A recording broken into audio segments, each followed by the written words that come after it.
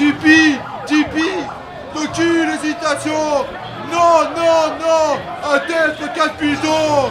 Tout le monde déteste les rôlistes. Tout le monde déteste les rôlistes. Tout le monde déteste les rôlistes. Tout le monde déteste les rôlistes.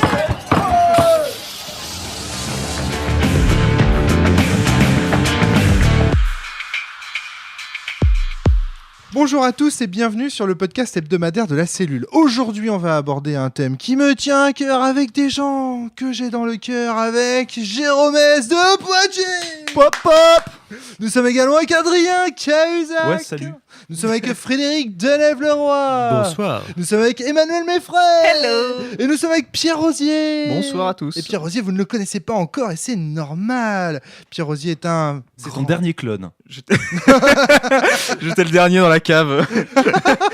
Les autres ont atteint le même âge que Romaric et sont morts. C'est ça, exactement.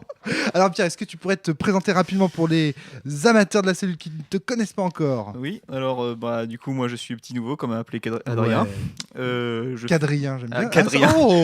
Il fausse Cadrien. ça te va très bien. Et du coup, Bien je ici, suis Wilfried. étudiant en lettres et en linguistique. Yes. Et j'ai découvert la cellule après une campagne de sens. Et j'aime beaucoup les idées qui y sont développées. Et tes profs de bio ont rien fait pour toi, quoi? De quoi? T'as jamais entendu parler d'une cellule avant Oh. Mais mec, quoi, quand même, sors de chez toi. Enfin, écoute en cours, quoi.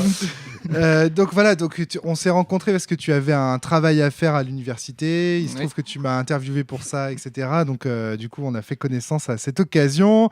Et puis, tu m'as sorti des trucs incroyables sur Sens Néant. Tu m'as dit que c'était un jeu de merde. Et là, du coup, je me suis fâché. Quoi? On verra ça plus tard. Ce n'est pas le sujet de ce podcast. Je pense que je vais retourner dans ma cave après qu'il Ne dise vous ça. énervez pas. Frédéric Denève-Leroy est avec nous aussi. Toi aussi, on ne te connaît pas très bien. Alors, est-ce que C'est tu pas pourrais- faux. Tu es ancien MJ de Hurlement. Tu as découvert Sens aussi. Tu as une table de Sens aussi. Toi aussi, tu es un Sensien maintenant. Oui, maintenant on peut dire que je suis un sensien. Hmm. J'ai énormément travaillé les arcanes, les runes. Et, Apprise par cœur même. C'était Presque. le seul MJ que je connaisse qui prépare ses scénars une semaine à l'avance. c'est quand ça, même. je fais une semaine Sens avant de jouer à Sens. Mais c'est obligé, c'est un jeu qui Courageux est Fred. exigeant. Et aujourd'hui, j'ai rassemblé cette team pour aborder un petit sujet de rôlisme, un petit sujet JDR en général. Je me suis toujours posé une question. Pourquoi les rôlistes ont-ils une si mauvaise opinion d'eux-mêmes? Et j'aimerais bien avoir vos idées sur ce point. Est-ce que l'un d'entre vous veut commencer les hostilités? Alors, ce qui est marrant, c'est qu'en préparation du podcast, tout le monde était là en mode « Ouais, moi j'ai trop de trucs à dire Mais en fait, moi, j'avais pas retenu que c'était ce sujet-là. Non, mais je peux non, commencer. non. Vas-y, je t'en prie. Moi, quand j'étais ado, j'étais ultra timide, ultra mal à l'aise avec les autres. Donc je peux très vite voir pourquoi, oui, effectivement, j'ai une mauvaise opinion du rôliste, parce qu'à l'époque, j'avais moi-même une mauvaise opinion de moi-même. de toi-même. Oui, mais depuis, ça s'est vachement amélioré. T'as une très haute opinion. Alors pourquoi Ouais, n'as-tu pas une mais- très haute opinion des rôlistes? Mais je pense que beaucoup de rôlistes sont des jeunes qui étaient très introvertis et que tout le monde n'a pas réussi à franchir ce cap de devenir complètement débile, quoi. Enfin, c'est... Alors, en tout cas, moi, ce sujet, il me vient de Jérôme. Ouais, mais du coup, enfin, c'est pas une simple opinion d'eux-mêmes dont il est question, parce que il y a eu plein de poètes maudits à une époque là, qui étaient tous super malheureux et tout, et ils se disaient pas, putain, les poètes, c'est des cons. Alors voilà, exactement. Non mais très bonne référence. Jérôme vient exactement de citer la référence à laquelle je pense. Vous vous souvenez qu'il fut un temps, la Fédération française de jeux de rôle avait à sa tête quelqu'un qui s'appelait Thomas Laboret, qui était connu en fait pour justement avoir une opinion des rôlistes très dégradée par rapport à l'opinion qu'il avait du jeu de rôle. Et justement, il disait, moi... Il laborait les rôlistes. Non. Je ne peux pas rebondir sur toutes vos blagues ce soir. Donc j'essaye de suivre le fil de cette pensée. C'est-à-dire que Thomas avait cette phrase, il disait les rôlistes sont tous des cons. La Fédération française du jeu de rôle, c'est la Fédération française du jeu de rôle, pas des rôlistes. Et il avait toujours cette idée en sous-entendu, il passait toujours cette idée en contrebande que pour les rôlistes, il n'y avait pas d'espoir, mais qu'il y en avait pour le média jeu de rôle, que le jeu de rôle en soi avait quelque chose d'intéressant. Et comme si les rôlistes ne comprenaient pas eux-mêmes l'énormité du média jeu de rôle. Il y avait cette idée que... Alors, je déforme quelque peu ses propos. Là, c'est vraiment les propos tels que moi, je les ai reçus à l'époque où il a subi ces shitstorms et ces scandales. Mais donc, il y avait cette idée que les rôlistes renvoyaient une mauvaise image d'eux-mêmes en permanence. Mais c'est quelque chose que j'entends aussi même dans les couloirs de la cellule.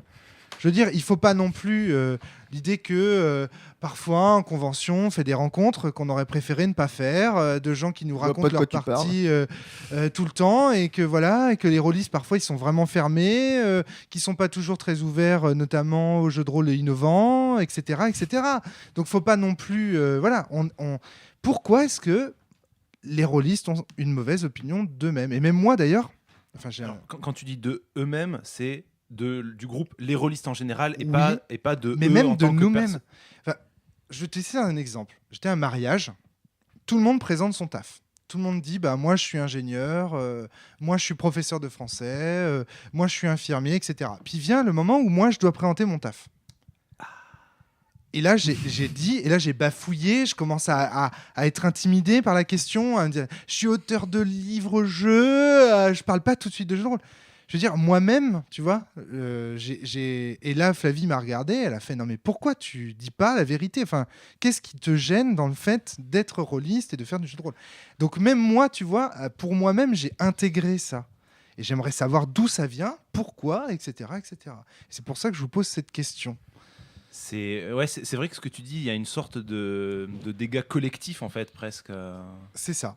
Est-ce que c'est peut-être pas un vestige des vieilles affaires d'Uma ? Alors, je voulais justement Fred. revenir un petit peu. Personnellement, j'ai commencé... je suis né déjà en 1974. Ouah, t'es vieux ! Mais oui, Comment ça se fait que tu parles pas comme ça ? date de Donjons et Dragons, en vérité. Enfin, quand il est sorti, il me semble, quelque part dans le monde anglo-saxon. Et j'ai commencé donc à 11 ans après. J'avais 11 ans quand j'ai commencé à jouer au jeu de rôle. Et j'ai commencé à jouer au jeu de rôle en ayant peur un peu du jeu de rôle, personnellement, parce que j'entendais plein d'histoires autour du jeu de rôle, que c'était des jeux qui étaient dangereux, mais en termes précis, concrets, en sens où des gens s'étaient suicidés à cause de leur personnage qui était mort et qui n'avaient pas supporté ça, ou des personnages, des gens qui avaient sauté d'étages pour se suicider. Heureusement que ton perso est jamais mort, quoi. Bah oui, tout Il à est fait. quasiment ton paladin maintenant. C'est cela. Niveau 66. Et aussi, de fantasmes en vérité à l'époque. Et je pense qu'il y avait déjà, de prime abord par rapport à ce jeu, une diabolisation assez terrible.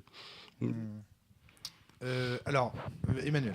Ouais, juste par rapport à cet aspect peur, la première chose que je voudrais dire, moi, c'est un peu comme un aveu, hein, mais je suis encore à un stade où pourtant les rôlistes, je les aime, je les vois en convention, j'en fréquente, il y en a autour de la table, j'ai pas peur. Par contre, j'ai peur de rentrer dans une association de jeux de rôle que je ne connais pas. Et pourtant, voilà, ça fait quelques années, mais voilà, j'arrive dans une nouvelle ville, je ne pousse pas la porte. Alors, je peux y rentrer par des individus parce que je vais connaître telle ou telle personne. Ça s'est fait comme ça dans les quelques villes où j'ai pris contact avec les assos, mais sinon, voilà, de moi-même et ne connaissant personne, c'est vraiment quelque chose qui m'est impossible. Pourquoi Moi, je pense que j'ai un diagnostic, parce que moi, c'est la même chose. Alors, je ne mettrai pas le mot peur derrière, parce que je pense que j'ai compris derrière que la raison pour laquelle j'étais pas spécialement motivé par ça, c'est qu'en fait, le jeu de rôle, c'est aussi un jeu dans lequel on s'ouvre aux gens avec qui on joue. Et du coup, faire ça avec des inconnus, c'est pas fifou, quoi. C'est comme... tout le monde va pas dans un club échangiste parce qu'il veut tirer un coup, quoi. Tu préfères d'abord avoir une relation avec une personne. Alors, cette comparaison du jeu de rôle au sexe est faite à plusieurs reprises par les rôlistes eux-mêmes et est très intéressante pour expliquer ce phénomène. Ouais. Et moi, je sais que je préfère jouer avec des gens que je connais à minima. Pierre en a parlé. J'aimerais rebondir sur ça parce que je trouve ça pertinent dans le sens où aussi le jeu de rôle c'est beaucoup une pratique qui se fait je sais pas si c'est le cas pour vous, mais moi entre amis je joue jamais avec une personne que je connais pas de prime abord, et les rares fois où j'ai essayé ça s'est passé mal, donc je pense que ça en dit un peu aussi sur la pratique que le jeu de rôle c'est quelque chose qui se pratique dans un cadre très fermé en fait. Chacun a un peu sa petite communauté. Ouais, et je pense qu'on peut pousser la comparaison au sexe, mais aux relations amoureuses en fait plus loin. Ouais. C'est que mais de la même façon que on aime bien voir ce groupe de joueurs parce que le jeu de rôle on a un engagement sur la durée. On va jouer avec les mêmes gens, etc. Et faire une petite partie one shot, on le fait rarement. Donc si je vous comprends bien, là, ce que vous dites, c'est qu'en gros, on a une telle image de la sécurité dans sa propre communauté que quand on change de communauté, on peut pas avoir la même expérience, ça peut être forcément décevant et du coup on a l'impression que toutes les communautés qui ne sont pas la nôtre sont un peu décevantes et et ce serait pour moi, ça. c'est pas comme ça que je le dirais. Je dirais plus que J'essaye de comprendre. C'est quelque chose d'intime. Oui. Et donc moi j'ai pas de problème à jouer avec d'autres gens. Mais là t'expliques mais- pourquoi t'as peur d'aller dans des associations. T'expliques pas pourquoi les rôlistes ont une mauvaise opinion d'eux-mêmes. Ouais. Tu vois ce que je veux dire? Ouais, C'est bien pas sûr, pareil. effectivement, on répond pas à la bonne question. Justement, sur- Juste Emmanuel avait demandé la parole, puis je passe. Ouais, surtout que, bon, effectivement, le club échangisme, c'est une chose, mais le coup d'un soir me pose pas de problème, au sens où, sur une convention, me retrouver avec des personnes que je ne connais pas, il y a pas de souci. Donc, c'est vrai que ça va au-delà, alors que je pourrais dire, effectivement, même sans m'engager, je vais juste faire un one-shot dans une asso et puis voir ce qui se passe. Mais il y a je pense qu'il y a un côté aussi où on sait déjà que sur nos groupes à nous, on a un certain entre-soi. C'est un milieu où il y a il y a une culture qui se construit sur plusieurs années, sur plusieurs types de jeux.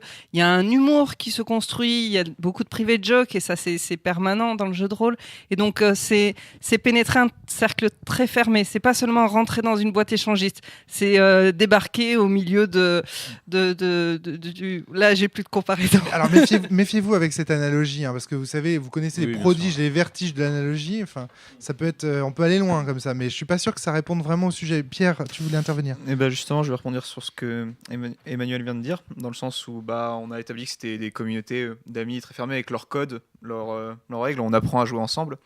Mais du coup, quand ça c'est soumis à une observation extérieure, par exemple Mireille Dumas, parce que bon, moi j'ai pas connu cette affaire, mais je pense que ça a été très marquant parce que encore après des années après on en reparle. Et c'est justement quand les rôlistes peut-être se sont soumis à cette observation extérieure, on peut du coup s'interroger sur notre pratique et c'est de là que peuvent naître de mauvaises visions. Je sais pas si je suis très clair dans mon propos. Alors, Si, très tu clair, défends en ouais. fait l'idée de Fabien, une idée qui est très défendue notamment par Fabien, que les rôlistes ont assimilé en fait la critique médiatique de Mireille Dumas et l'ont intégrée en fait, ont intégré cette critique médiatique comme étant la réalité finalement. Ils ont accepté, ils se sont soumis à cette image. Et Pierre, tu voulais compléter peut-être avant de repasser la parole à Adrien ou tu ouais. veux changer d'idée? Attention parce que Je complète juste vite fait Ouais, et vas-y. je laisse la parole. Ça me rappelle, je sais plus dans quel podcast qui avait dit ça, mais c'est ce qu'en sociologie on appelle l'autorisation des prophéties, quand on donne une certaine caractéristique à une communauté et que ça se réalise finalement. d'accord. Ouais. Donc, Donc, ouais. c'est un phénomène psychologique connu. Mais après, bon, ça, je suis pas expert et je sais. Non mais c'est une piste très intéressante effectivement, l'intégration de la critique médiatique. Et moi, par j'allais les rôlistes. rebondir justement sur Adrien. un truc que tu racontes parfois et qui est assez vrai, c'est que quelque part, cette attitude de. Tu sais qui? C'est moi. Toi, Romaric, pardon. Cette attitude du rôliste qui a été qui a été diabolisé par Mireille Dumas, certains l'ont tellement intégré Ah oui. qu'en fait, c'est devenu quelque chose d'important pour eux. Et donc, il y a aussi des rôlistes pour qui être rôliste, c'est aussi un aspect sectaire qui est important en soi. Ah oui, ça, oui, d'accord. Et c'est peut-être aussi ce genre de comportement qui nuisent et qui font que cette image négative du jeu de rôle perdure parce que certains se la sont tellement appropriés qu'ils la font perdurer même. Fabien parle de ça aussi vis-à-vis du capitalisme. Il dit que le capitalisme a réussi à tellement marquer les esprits aujourd'hui que typiquement aujourd'hui on n'a même plus besoin de pointer dans les boîtes parce que on a tellement le fait que bah oui, faut faire ses heures ancré en nous que le forfait jour pour les salariés qui est tu bosses, on compte pas tes heures, c'est devenu normal en fait. Je sais plus, Fred ou Emmanuel, je ne sais plus. Frédéric. Oui, alors, je suis entièrement d'accord avec ce qui vient d'être dit. Mais pour passer du coq à l'âne, il n'y a pas aussi un moment donné où l'industrie du jeu de rôle a été complètement, est tombée par terre. C'est Mireille Dumas. La crise. Ouais, il y a la crise, c'est Mireille Dumas. La Mais crise, c'est est-ce que rien que ce phénomène-là industriel, enfin en tout cas économique, le fait que ce média-là a été considéré comme mort à un moment donné, ne joue pas aussi. Exactement. Ça vient en renforcement de l'idée que soulignait Adrien tout à l'heure sur le sectarisme. C'est-à-dire qu'au bout d'un certain moment, quand son média est menacé, quand son groupe est menacé, on se met en position de repli défensif, on se met tous ensemble bien chaud doudou les uns contre les autres, et on commence à faire en fait à former un esprit de corps qui ne paraît pas franchement, tu vois, on se met à défendre tout et n'importe quoi sous prétexte que c'est du jeu de rôle, parce que tu comprends c'est la crise, etc., etc. Chose dont on a moult fois parlé à la cellule. Jérôme, tu voulais ajouter quelque chose? Ouais. Il n'y a pas que Mireille Dumas quand même qui est à l'origine de la crise. Enfin, selon les personnes que tu écoutes, ça peut venir de Magic ou d'Internet et des MMO. Oui, ou des règles mal faites parce que le système classique étant tellement intégré qu'on a fait une transition qui se perdure de rôliste en rôliste, etc. Il y a plein d'explications en fait. Hein. Oui. Et par contre, justement, je pensais aux joueurs de Magic. Est-ce qu'ils ont ce truc-là? Si. Oh bah alors là si. Alors là, excuse-moi, moi je fais des tournois et tout ça, je commence à vraiment m'intéresser de près à la compétition et compagnie. Je peux te jurer. Je pensais pas au fait de se dénigrer, enfin de se trouver machin. Je pensais que tu comparais au phénomène Mireille Dumas. Ah non, pas du tout. Ils n'ont pas de phénomène Mireille Dumas. Pas du tout. Mais par contre, il y a une vraie mauvaise opinion. Oui, c'est des gens qui jouent à des jeux de cartes pour enfants. Voilà, il y a ça aussi. Donc, non, puis même les joueurs de Magic ont une mauvaise opinion en règle générale des joueurs de Magic.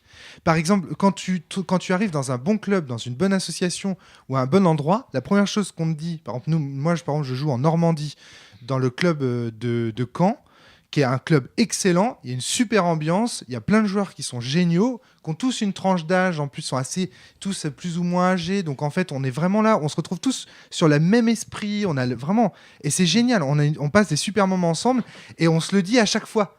Oh, qu'est-ce qu'on a de la chance parce qu'il y a tellement de boulets dans les. Enfin, non, mais j'exagère à peine. Ça veut bien dire que quand même en filigrane, on s'estime chanceux d'être. Alors que tu vois, finalement, quand on regarde ses voisins, on se dit mais on est tous cool en fait, puisque il y a que des gens cool là. Alors pourquoi est-ce qu'on a cette mauvaise image? Enfin, tu vois. Et les jeunes, ils doivent se dire heureusement qu'on n'a pas les vieux cons là aujourd'hui. Voilà, peut-être. Alors ça, c'est une possibilité. Mais du coup, enfin. Donc est-ce que c'est propre aux geeks, à la geekerie, jeux de rôle, machin? Est-ce que c'est... Là, j'ai un changement de sujet, enfin de sujet d'approche qui est un peu troll volontairement. D'accord, vas-y, tu me fais peur. C'est une réflexion que j'ai eue, c'est que ça s'est toujours arrivé dans tout le groupe de jeux de rôliste d'avoir le joueur un peu boulé, mais on fait un jeu où on a besoin d'être minimum 3 joueurs.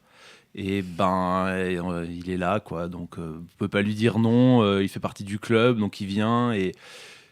Et du coup, quelque part. Mais on peut avoir une mauvaise opinion de ce rôliste-là. Pourquoi en induire une mauvaise opinion? Le problème, c'est que après, c'est quelqu'un qui se retrouve à traîner avec vous. Et du coup, les gens à côté peuvent faire le raccourci de c'est les mecs qui traînent avec Bidule. Et je peux te dire que ça entraîne des phénomènes inverses. C'est que je sais qu'au collège, il y a un garçon qui n'était pas spécialement rôliste, qui traînait pas spécialement avec nous, qui était un petit peu sur la lune, et quand il s'approchait de nous, on était aussi infects que les autres parce que c'était hors de question d'être avec le boulet. Et je pense que ce comportement-là peut aussi expliquer certaines choses. Frédéric? Ouais, moi j'ai plutôt une réponse troll, auquel cas à ta question. C'est peut-être que on a cette vision-là des rôlistes parce que les autres, c'est pas nous.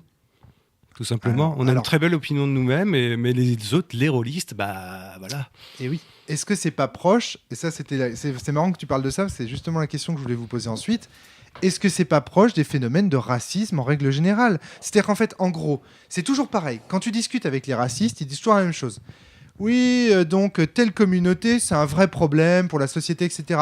Sauf Momo, là, qui fait du foot avec moi. Lui il est super. Ouais, donc alors, en fait, le type qu'on connaît... Comparer ça au racisme, ça me paraît un peu gros, parce que en fait, tu peux aller moins loin et avoir la même comparaison. Tu peux parler juste de chauvinisme. Le fait de dire ma ville, mon village, de l'autre côté, en Normandie, franchement, qu'est-ce qu'ils sont cons comparé au Breton. Excuse-moi, c'est un processus. Chocolatine. C'est pas... Alors, toi, je t'emmerde. C'est comme les gens qui disent jeu de rôle au lieu de jeu de rôle, c'est ça que tu veux dire. Pas au chocolat. Mais tu vois, le truc, c'est un processus qui est proche de ces phénomènes-là. C'est ça que je veux dire. Oui, c'est le même bien processus sûr. cognitif. Mais enfin. Sans rentrer. Oui, parce que. Ouais, il y a une différence. C'est que dise... le racisme, il y a un aspect où, les gens ont une différence visuelle ou une différence ethnique. Je suis pas en train de dire que les rôlistes sont racistes. Non, mais bien sûr. Non, bien sûr. Mais il y a une différence de choses. C'est que pour moi, le chauvinisme dont je parle, qui est à l'état de entre deux régions ou autre, c'est des querelles de voisinage, des machins qui sont stupides dans l'état. Le racisme est basé sur des choses beaucoup plus pernicieuses derrière, donc je trouve ça un peu bizarre, dangereux de d'accord. comparer les deux, quoi. Ok, très bien. Jérôme ou Pierre, je ne sais pas. Vas-y, Jérôme. Vas-y, Jérôme. Vas-y, j'y vais. Du coup, moi, je pense que non, le racisme, là, tu prends le problème à l'envers. Je suis plutôt d'accord avec Adrien, c'est plus un problème pas de détestation des autres, mais plutôt on aime soi, comme on disait. Et, en fait, c'est plus On favorise son groupe. son groupe, ouais, mais restreint. Les gens, enfin, ou restreint, ou même pas. On peut l'élargir, genre, les gens qui ont une pratique qui ressemble à la mienne. En termes de jeu de rôle, quoi. Et ceux qui n'ont pas la même, comme en plus c'est très protéiforme, ils sont Après, forcément plus nombreux que nous, en fait. Après, je vois une deuxième limite à ce que je disais, c'est que dans le racisme, il y a aussi cette idée que moi j'appartiens à un autre groupe que l'autre, alors que là on est tous des rôlistes. Et pourtant, il y a une mauvaise opinion du groupe, tu vois. Donc effectivement, il y a des limites à ce raisonnement. Pierre. Moi, je vais un peu casser avec la dynamique qu'on a instaurée, mais c'est pas grave. J'aimerais revenir sur la question de base des pourquoi les rôlistes ont-ils une mauvaise opinion d'eux-mêmes. Ah, mais non, mais bien sûr. Est-ce que tu es sûr que c'est les rôlistes qui ont une mauvaise opinion d'eux-mêmes? Parce que, avec ton exemple, avec l'exemple du racisme, le racisme c'est toujours une norme qui stigmatise une communauté précise. Mais tu dis que les rôlistes ont une bonne opinion d'eux-mêmes, enfin en prenant toi pour exemple, j'imagine, ainsi que tous les gens autour de cette table. Donc, est-ce que c'est vraiment les rôlistes qui ont une opinion d'eux-mêmes ou c'est l'opinion que le plus grand nombre renvoie des rôlistes? C'est une très bonne question. Je ne peux pas. Moi, je plaide coupable. Hein. Je plaide C'est-à-dire coupable, c'est-à-dire que j'ai une mauvaise opinion des rôlistes, pas forcément justifiée, je le sais, hein, mais. Pareillement. D'accord, ok. Donc voilà, donc ça c'est intéressant. Quand La même. Et pourtant, je claironne partout que je fais du JD. Hein. Ouais, c'était bizarre quand même. Enfin, là, il y a quelque chose de très bizarre. Emmanuel.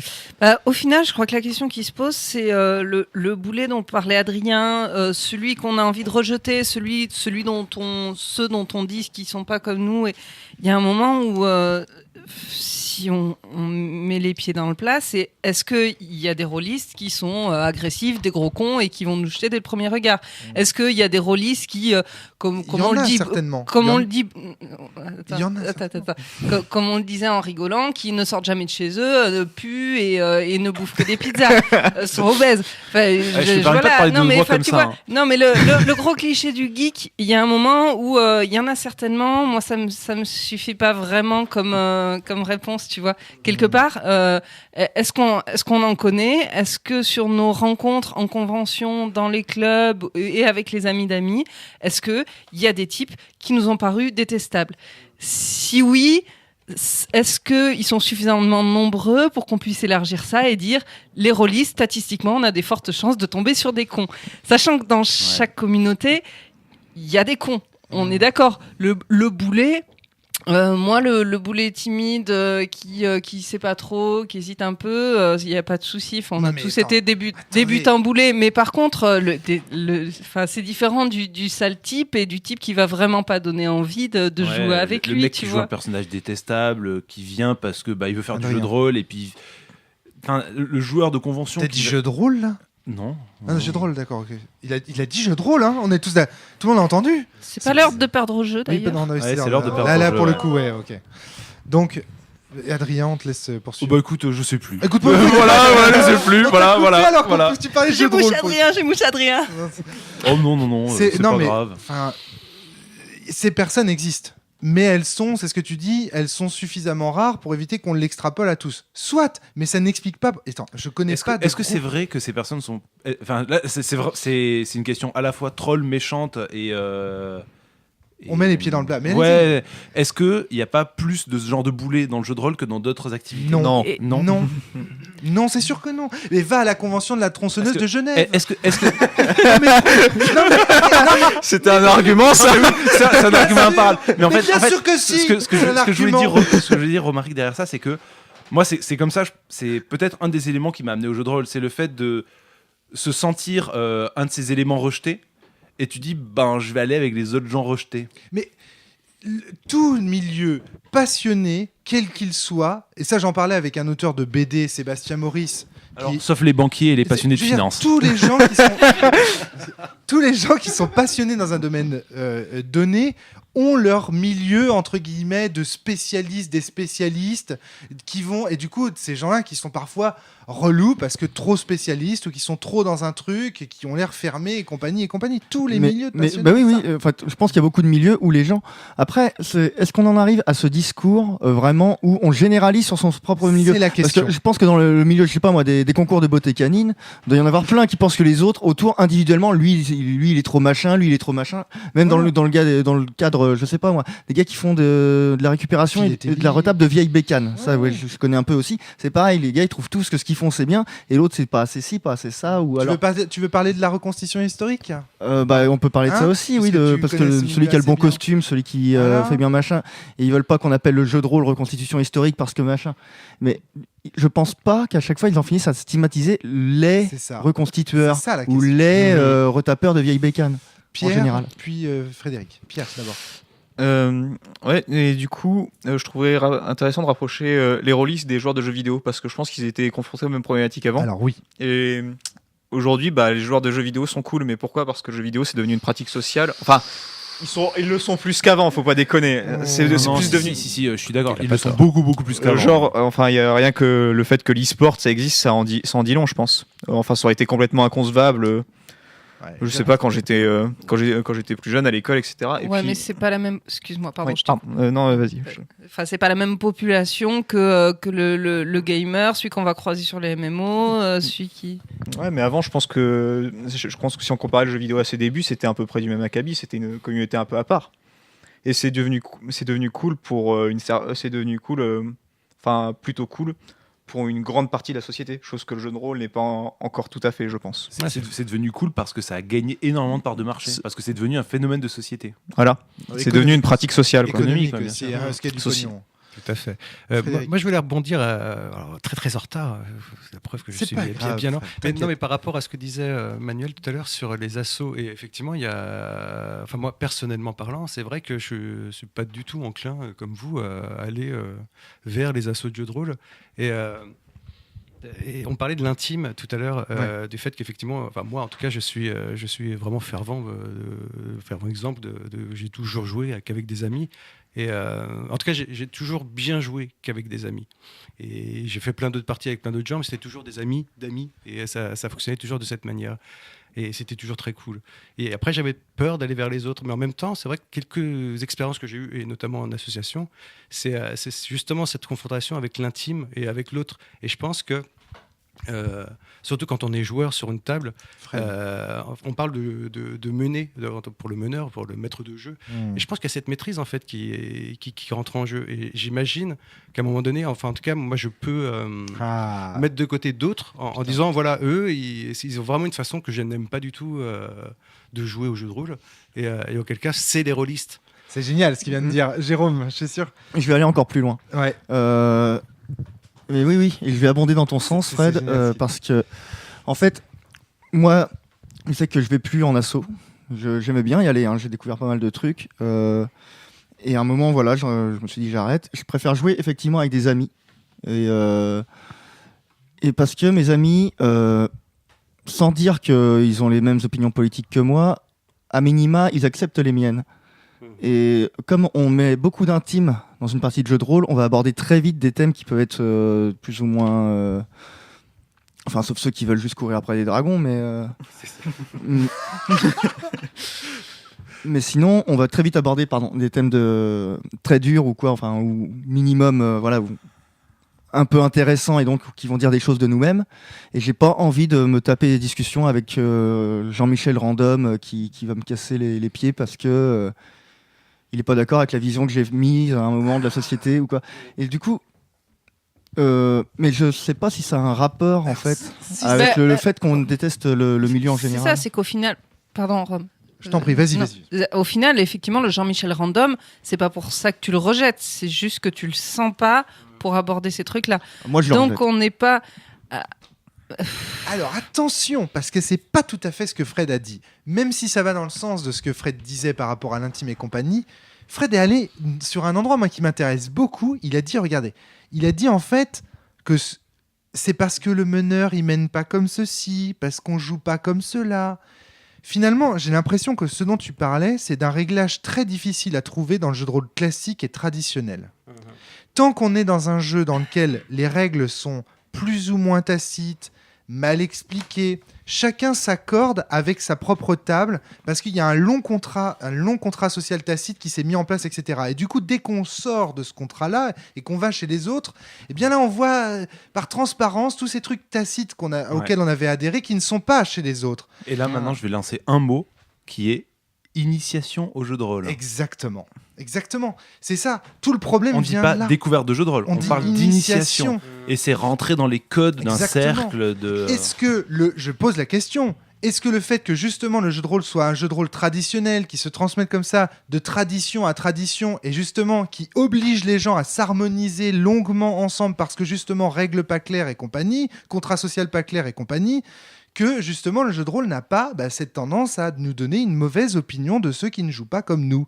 Alors que si tous les jeux posaient clairement leurs règles et leurs contrats sociaux, eh bien ce serait le jeu qui nous plairait pas et pas les autres autour de la table. Et donc ça nous pousserait peut-être à avoir une meilleure opinion des uns des autres. Je suis pas super fan de cette explication. En tout cas, moi, quand Fred a parlé, quand Frédéric s'est lancé là-dedans, quand il a dit ça, j'ai immédiatement entendu ça. Le fait est réel, c'est-à-dire le fait que ça crée des communautés, mais je pense pas que ce soit un élément qui fasse qu'on n'aime pas les rôlistes en général. Si, c'est parce que du coup, tu n'aimes pas l'autre parce qu'il n'a pas tacitement accepté les mêmes règles que non, toi. je peux ne pas apprécier jouer avec eux sans pour autant trouver que c'est des gens pas agréables en fait. Ouais, Non, mais je justement, crois par rapport au style de jeu, on a quand même tous relativement intégré qu'on serait de toute façon le compte quelqu'un. Exactement. Mais juste, enfin, comme dit Adrien, je pense pas que ça conduise à un rejet ou à une détestation au final, parce que c'est quelque chose qu'on arrive à intellectualiser. Par contre, Je peut-être. trouve qu'il vient d'enfoncer un coin. Pardon Manu. Manu. Peut-être finalement, ce qui va plus nous conduire à des réactions un peu plus violentes, c'est. Ouais, non, je sais pas.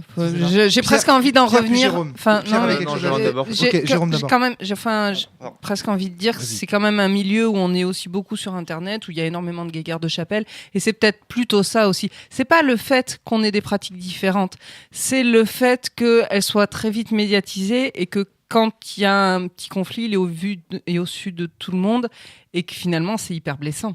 Ça, c'est autre chose, je trouve.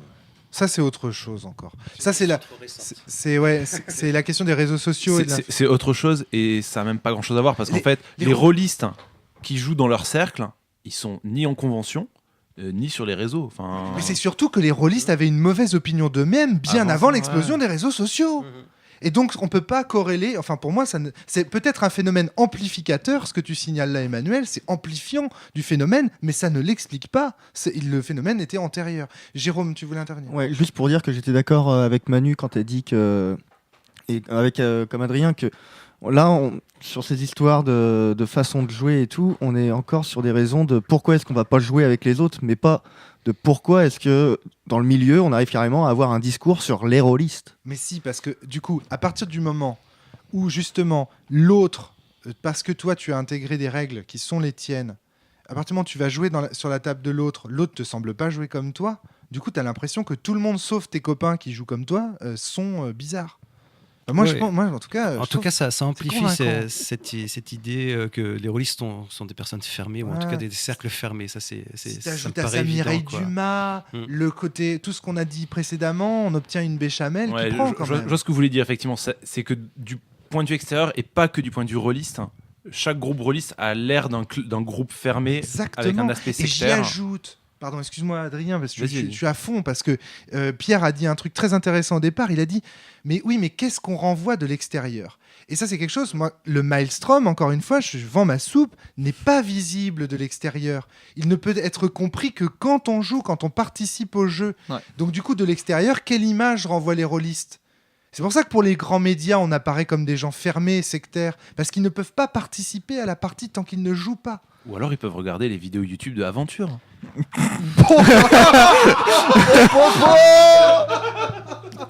Voilà, le mot a été lancé. Désolé, j'ai jamais regardé, donc je sais pas. Je sais juste que c'est un bon lancement de troll. Alors pourquoi Adrien parle de ça? C'est parce que Pierre nous disait en préparation de ce podcast que parce que Attends, on avait dit qu'on n'abat pas les blessés, quoi. Enfin. bon, Alors, est-ce qu'il est d'accord faut pour qu'on en expliquer quand parle même, parce que sinon c'est... Oui, Bon, ok, ça peut Voilà, toujours rapporter. Hein. En fait, avec Frédéric, on demandait à Pierre à quoi il jouait. Et Pierre nous répond moi je joue à des jeux de rôle classiques. Et puis Fred, je sais plus comment t'as dit ça, t'as dit ouais, mais en gros, mais comment ça se fait que tu joues pas aux jeux de rôle contemporains, quoi? Et il a dit parce que tous mes copains ont appris à jouer. Plus précisément, excuse-moi, je te coupe. Plus précisément, c'est moi qui ai instauré, à mon avis, une vision qui m'a été transmise, etc. Et puis après, pour défaire Ça a ça, été transmise par quoi?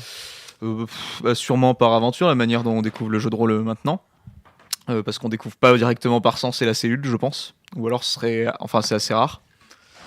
T'en distribues plus dans les collèges Non, des- non, non, Ça te coûtait trop cher. non, c'est pas une question d'argent. Tu sais bien qu'on peut les démultiplier comme les pains, mais il se trouve que non, j'ai arrêté. Donc Je sais plus ce que. du coup,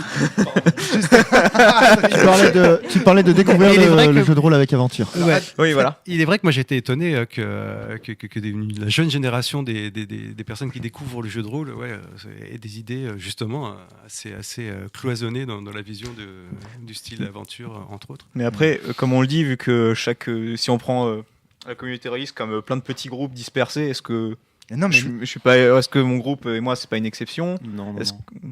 Je sais pas, enfin.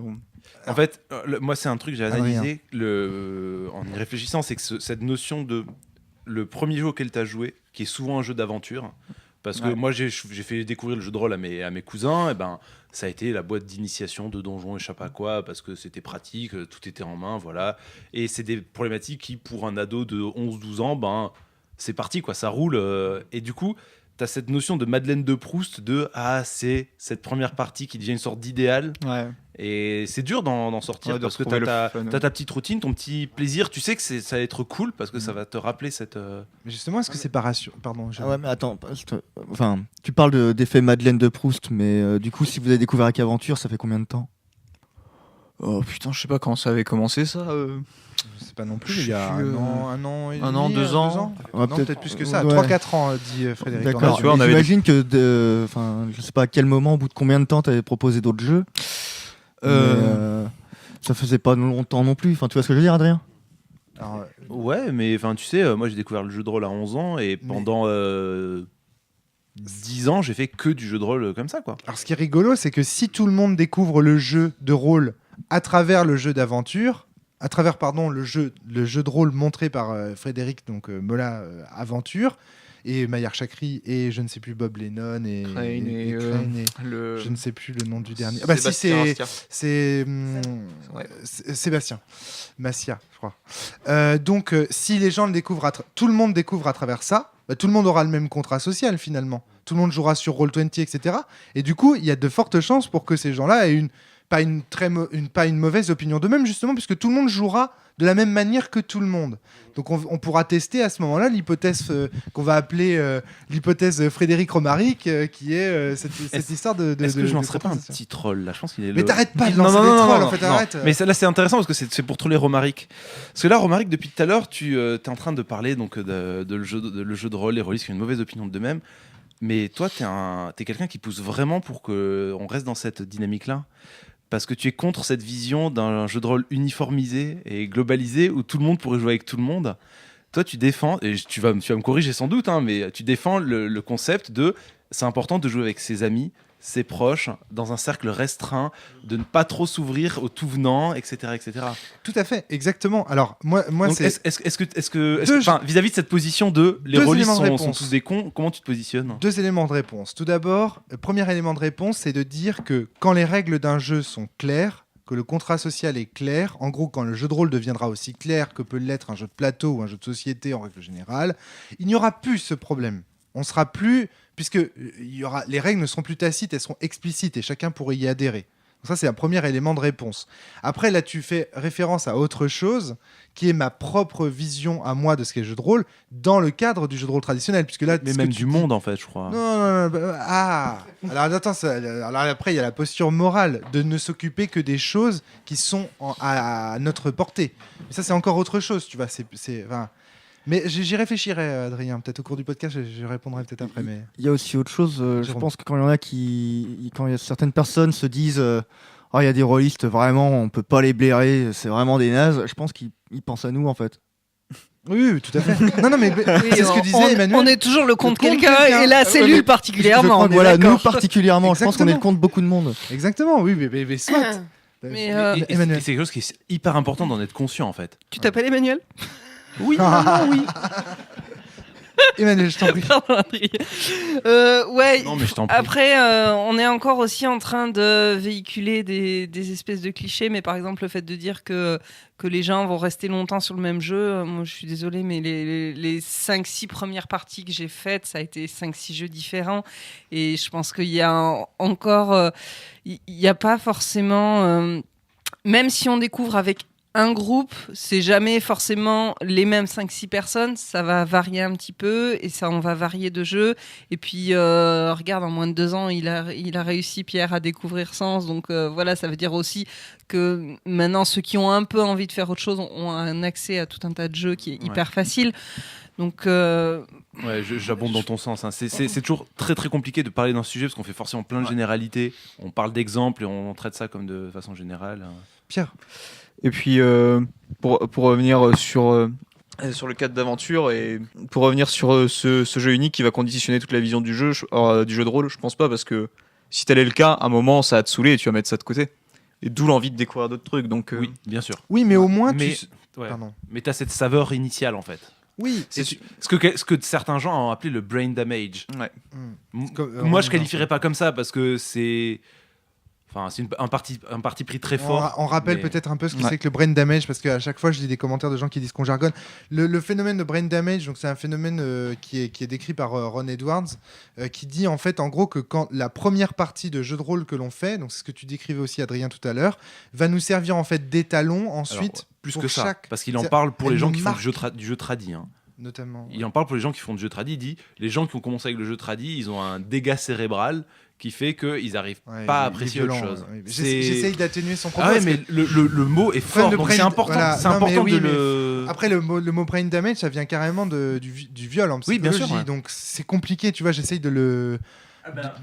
Comment de tu veux le- pas, pourquoi tu veux atténuer un truc qui vient Parce du que viol c'est enfin, pas- mais, eh ben, mais c'est dans pas les parce que le faits, mot- c'est pas ça c'est qui pas- se passe. C'est pas parce que le mot vient de Je suis là pas que c'est comparable. C'est en le banalisant, en Tu vois, fait, que ça le. C'est ça, c'est pas parce que le mot vient de là. C'est comme la synesthésie de Frédéric Sintès. Soit tu présentes le concept et d'où il vient, soit tu présentes le concept de Frédéric Sintès. Mais tu vois, c'est juste la petite notion que je voulais préciser. Donc c'est juste pour expliquer que la première partie va nous servir d'étalon ensuite. Comme sa première, donc l'analogie est là, donc je te la fais quand même, Adrien, comme sa première relation sexuelle va nous orienter vers nos relations sexuelles futures en disant, puisque la première relation sexuelle est tellement forte, tellement bien, qu'on a envie ensuite naturellement de la reproduire ou pas, oui ou pas, voilà. ouais, tellement bien, enfin Voilà, là c'est le aussi vrai- une généralité. Oui, excuse-moi, non mais hein, ok. Tout le monde n'avait pas Flavie. Hein. Ça suffit maintenant. Donc le truc c'est qu'en tout cas elle nous marque tellement qu'on a envie, si tu veux, de la reproduire ensuite. Et donc notre première partie de jeu de rôle servirait comme ça à l'image de cette première relation. Est-ce que les Freudiens diraient pas ton premier jeu de rôle c'est comme ta mère et tout le monde recherche sa mère Ça c'est compliqué d'expliquer un concept déjà très compliqué Ouais, bien sûr, ouais. avec des gens qui nous interrompent tout le temps. Pierre et Manu, je sais pas, il y avait Pierre. Ok, très bien Pierre. Je pense pas que c'est le jeu qu'on place comme une Madeleine de Proust, c'est le fun qu'on a ressenti dans nos premières parties. Oui, Qui, mais c'est ça, c'est l'expérience de jeu, hein, c'est ce que je décrivais. pour ça que Pour moi, l'important c'était le sentiment d'aventure. C'est- C'est Ah. le podcast que vous avez fait récemment, c'est typiquement, tu joues un jeu où tu as ce sentiment d'aventure, les jeux que tu fais, il y a toujours ce sentiment qui va être présent. Et du coup, un jeu qui va te poster dans une posture très différente, tu vas moins apprécier.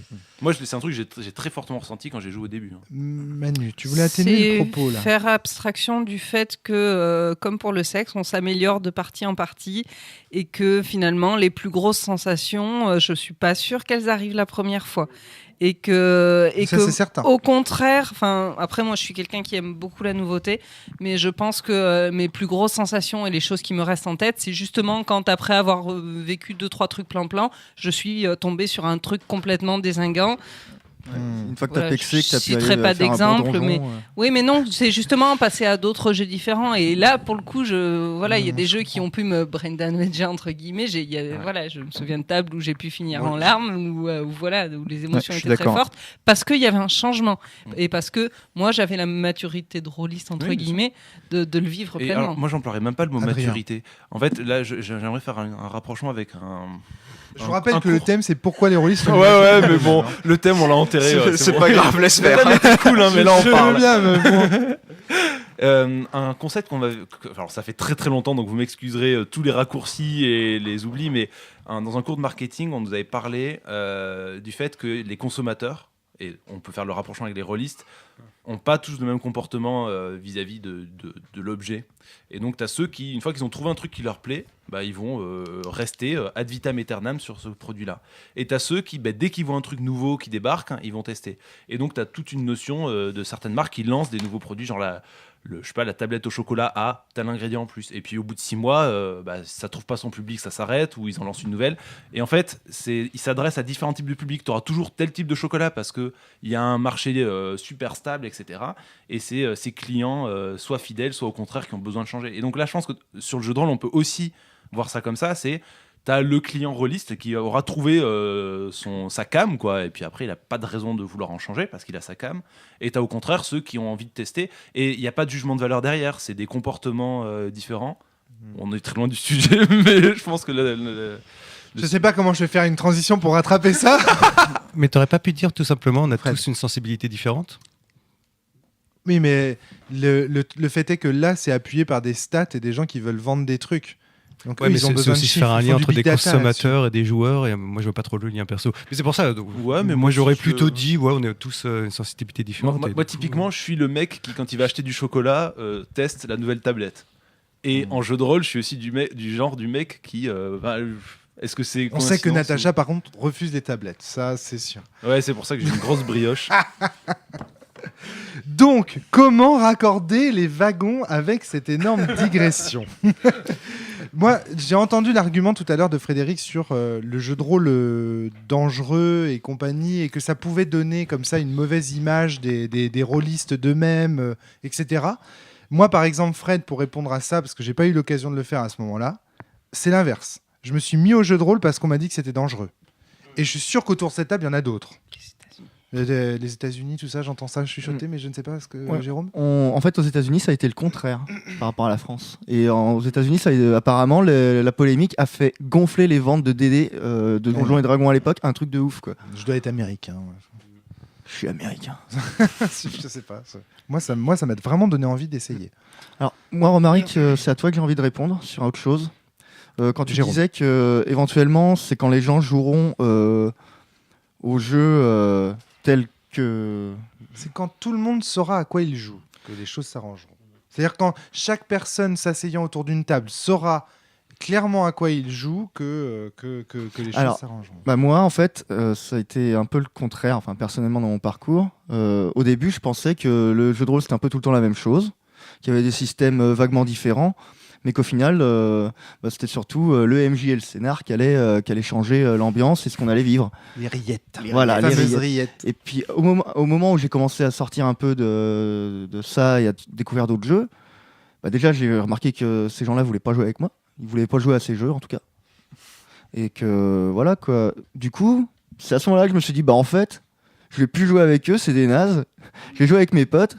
C'est des jeux plus courts, en plus, comme ça, je vais pas devoir leur expliquer qu'on va devoir se lancer sur 4 ans de campagne et tout. Ça va juste être une soirée sympa, on va prendre des bières et tout, ça va être cool. Ouais. Et, mais du coup, c'est à ce moment-là que j'ai commencé à me fermer. Et tu vois, on est plusieurs groupes entre... ça dépend surtout de nos villes en général, mais de gens qui ont ces pratiques de jeu, ce qu'on appelle les narrativo-véganes. Là. Mais en fait, même Pas moi, très bien avec, ce que c'est. avec ces autres groupes, je sais pas en fait si je vais y aller confiant en fait. En fait, même dans le cadre de savoir, et je pense que eux comme moi, on sait à peu près expliquer à quoi on joue. mais je vais quand même avoir un sentiment un peu. Moi, je t'avoue que ce terme de narrativo-vegan m'inquiète un petit peu en ce moment. Oui, Parce en que ce moment, oui. il crée un clivage entre. Pour moi, vous êtes tous rôlistes. Il n'y a pas de. Non, mais c'est Alors, Adrien, c'est une tu- insulte qui a été récupérée par les insultés en fait. D'accord, ok. Mais bon, c'est en train de partir en vrille le sujet, je t'en reparlerai en off. Mais ok. Mais en tout cas, je trouve qu'il est assez significatif ce terme de narrativo vegan dans la discussion qu'on est en train d'avoir là. Parce que le fait que des rôlistes à un moment donné disent, moi je suis pas un rôliste, je ne suis pas rôliste. Tu vois, est-ce que Gaël Sacré disait dans un article une fois, il disait moi je joue pas comme tout le monde, je suis autre chose. Je trouve ça un peu bizarre. Ouais, c'est vrai. Adrien, tu voulais ajouter quelque chose? Je voulais rebondir et Ah, oui, merde. si, sur ton affirmation de le jour où les joueurs joueront tous en sachant à quoi ils jouent. Oui. Bah en fait, je comprends ce que tu veux dire, mais c'est aussi un élément que je trouve dommage parce que moi j'aime jouer pour me mettre aussi en danger comme tu disais. Et donc c'est-à-dire ne pas forcément toujours savoir exactement à quoi m'attendre. C'est pas ce que je dis. Je dis pas qu'un jeu ne doit pas nous surprendre. Je dis mais qu'un là, contrat social doit être clair. Ouais, mais C'est- la surprise ça passe aussi par la brisure du contrat social. Oui, ça peut passer par ça, mais dans ce cas-là, il faut en être averti un petit peu, un minimum. Ouais. À minima, tu sais que quand tu t'engages dans un jeu de rôle de Romaric Briand, excuse-moi, mais tu sais que le contrat social, il y a un problème avec le contrat social. Ouais. Mais voilà, et Adrien Cahuzac, il y a un peu la même signature sur certains types de. Ouais. Si, si. Ou alors, Si, oui, pour ceux qui jouent avec moi, mais Oui.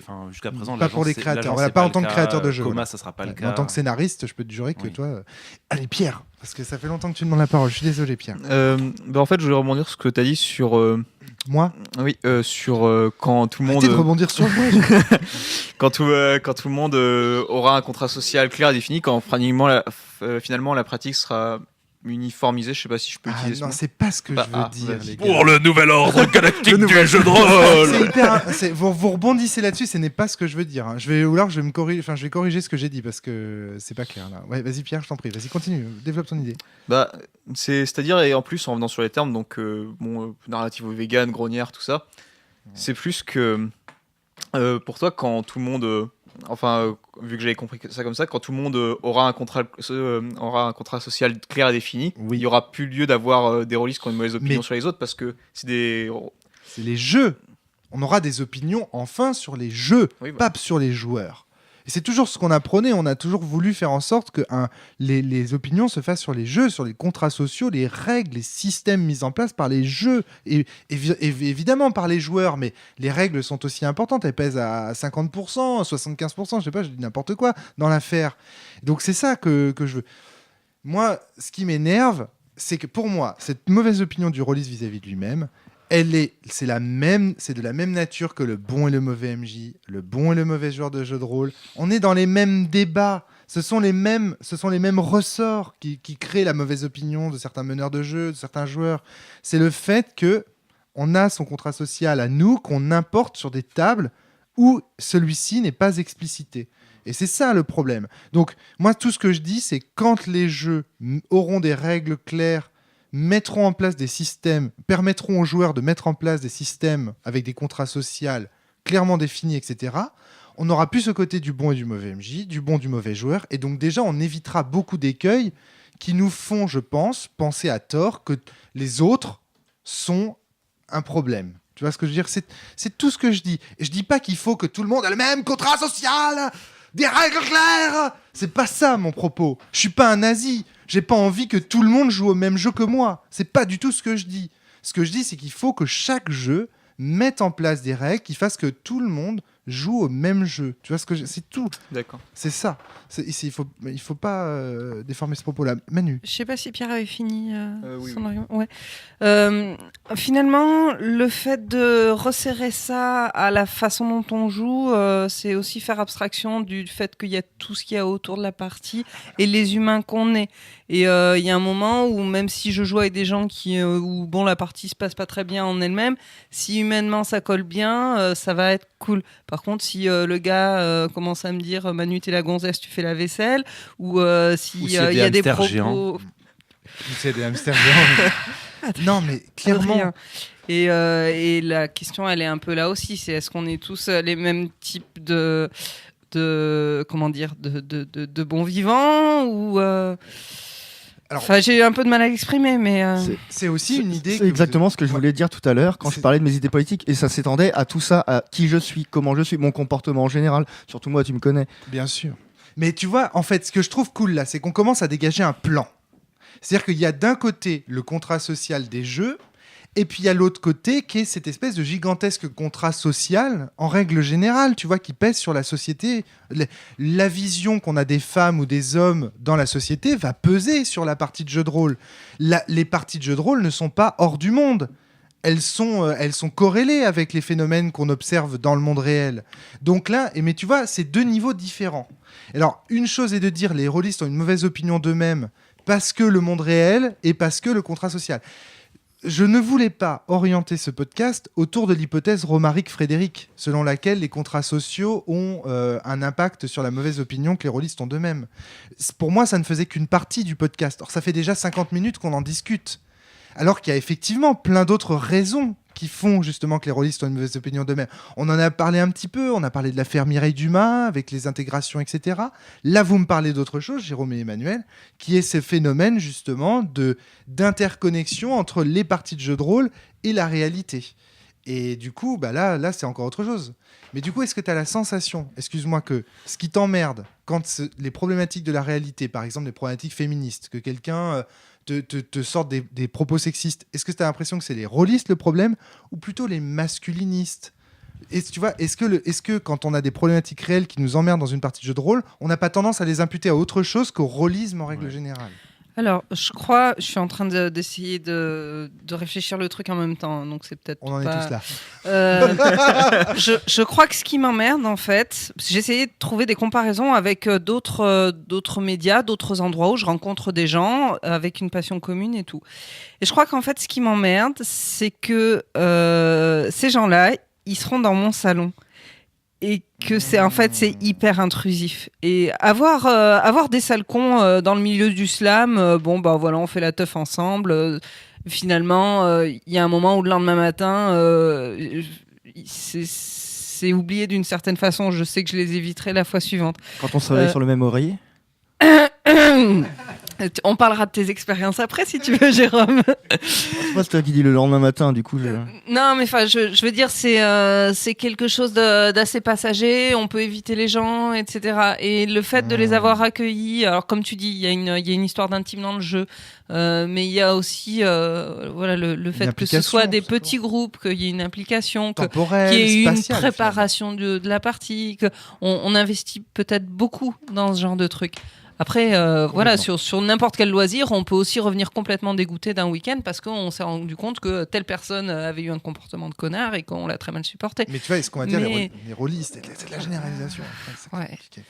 Moi, je vais revenir, je pense, un peu plus proche du cœur du podcast. Enfin, on y était aussi, mais on y est là, je pense.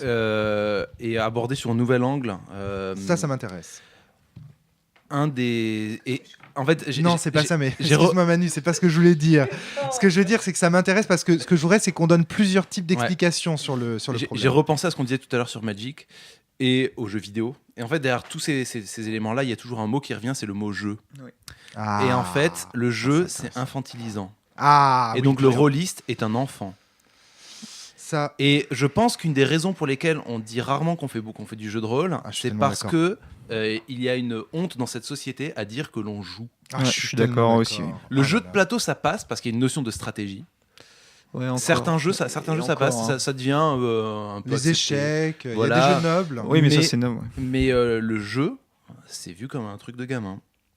Alors, c'est en train de changer, je pense, parce que là, on est une génération qui a beaucoup joué.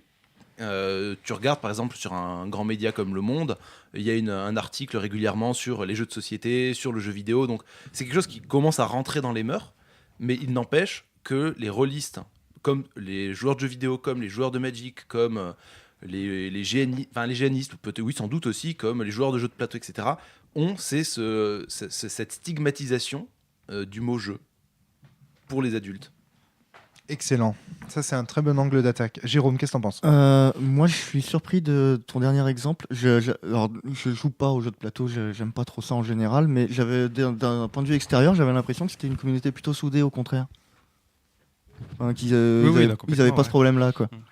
Mais en fait, oui, vas-y. vas-y, pardon. Je parle pas les Rien. rôlistes ont une mauvaise image d'eux-mêmes. C'est pas forcément entre rôlistes, on a une mauvaise image de rôliste.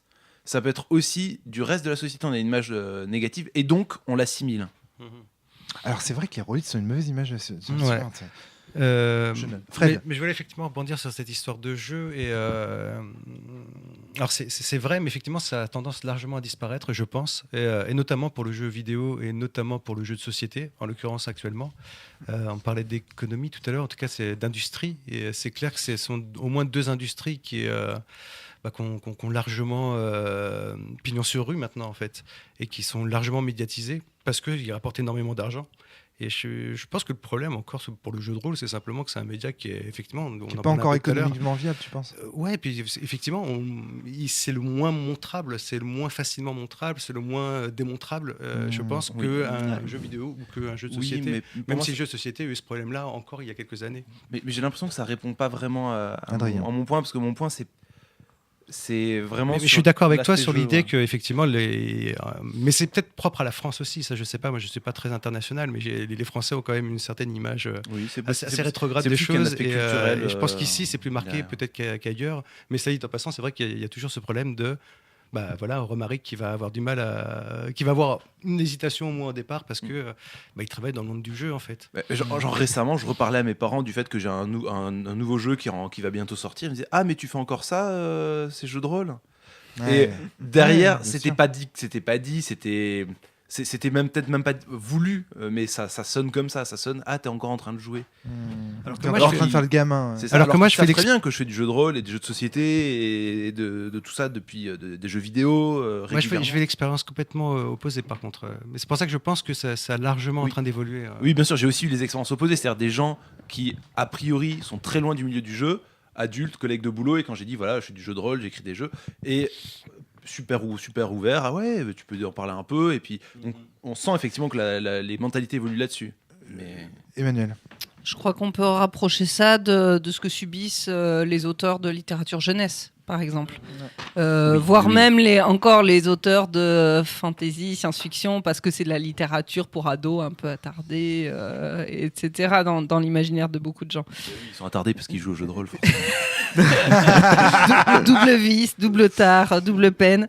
Donc oui, effectivement, il y a un problème vis-à-vis de ça, mais bon, de façon générale, je crois que de toute manière, tout auteur, tout artiste, à part si on figure dans le top 10, on est considéré comme des gens qui font des trucs pas très sérieux, qui feraient mieux de prendre un vrai boulot, de subvenir aux besoins de la famille Pas si d'accord et que de ça. faire des choses rentables pour la société. Je suis pas si d'accord que ça. Un mec qui est photographe, qui est, je sais pas, peintre.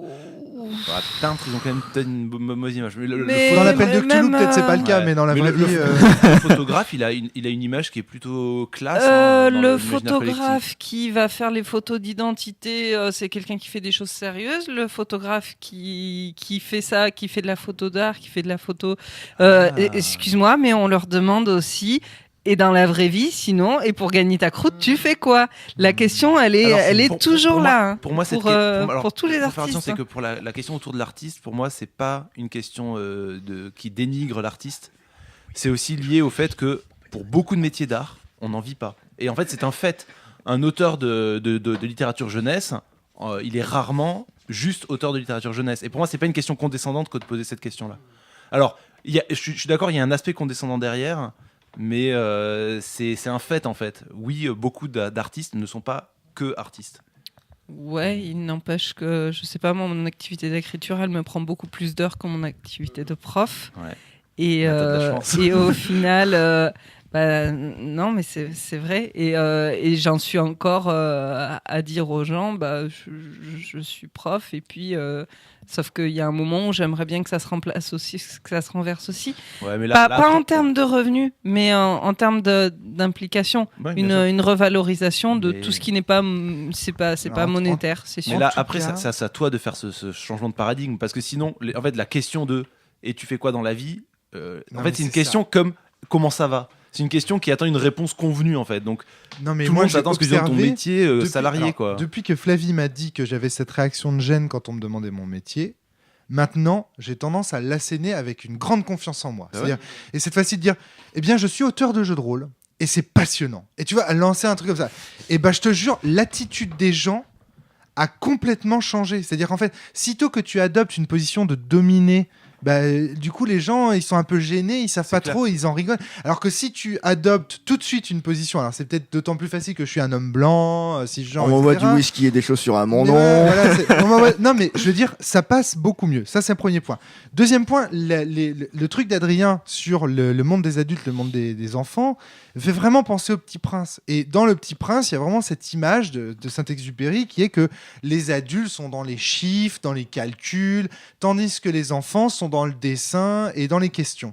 Et pas dans le jeu, d'ailleurs, chez Saint-Exupéry. Je crois pas qu'à un moment donné, on voit le Petit Prince jouer.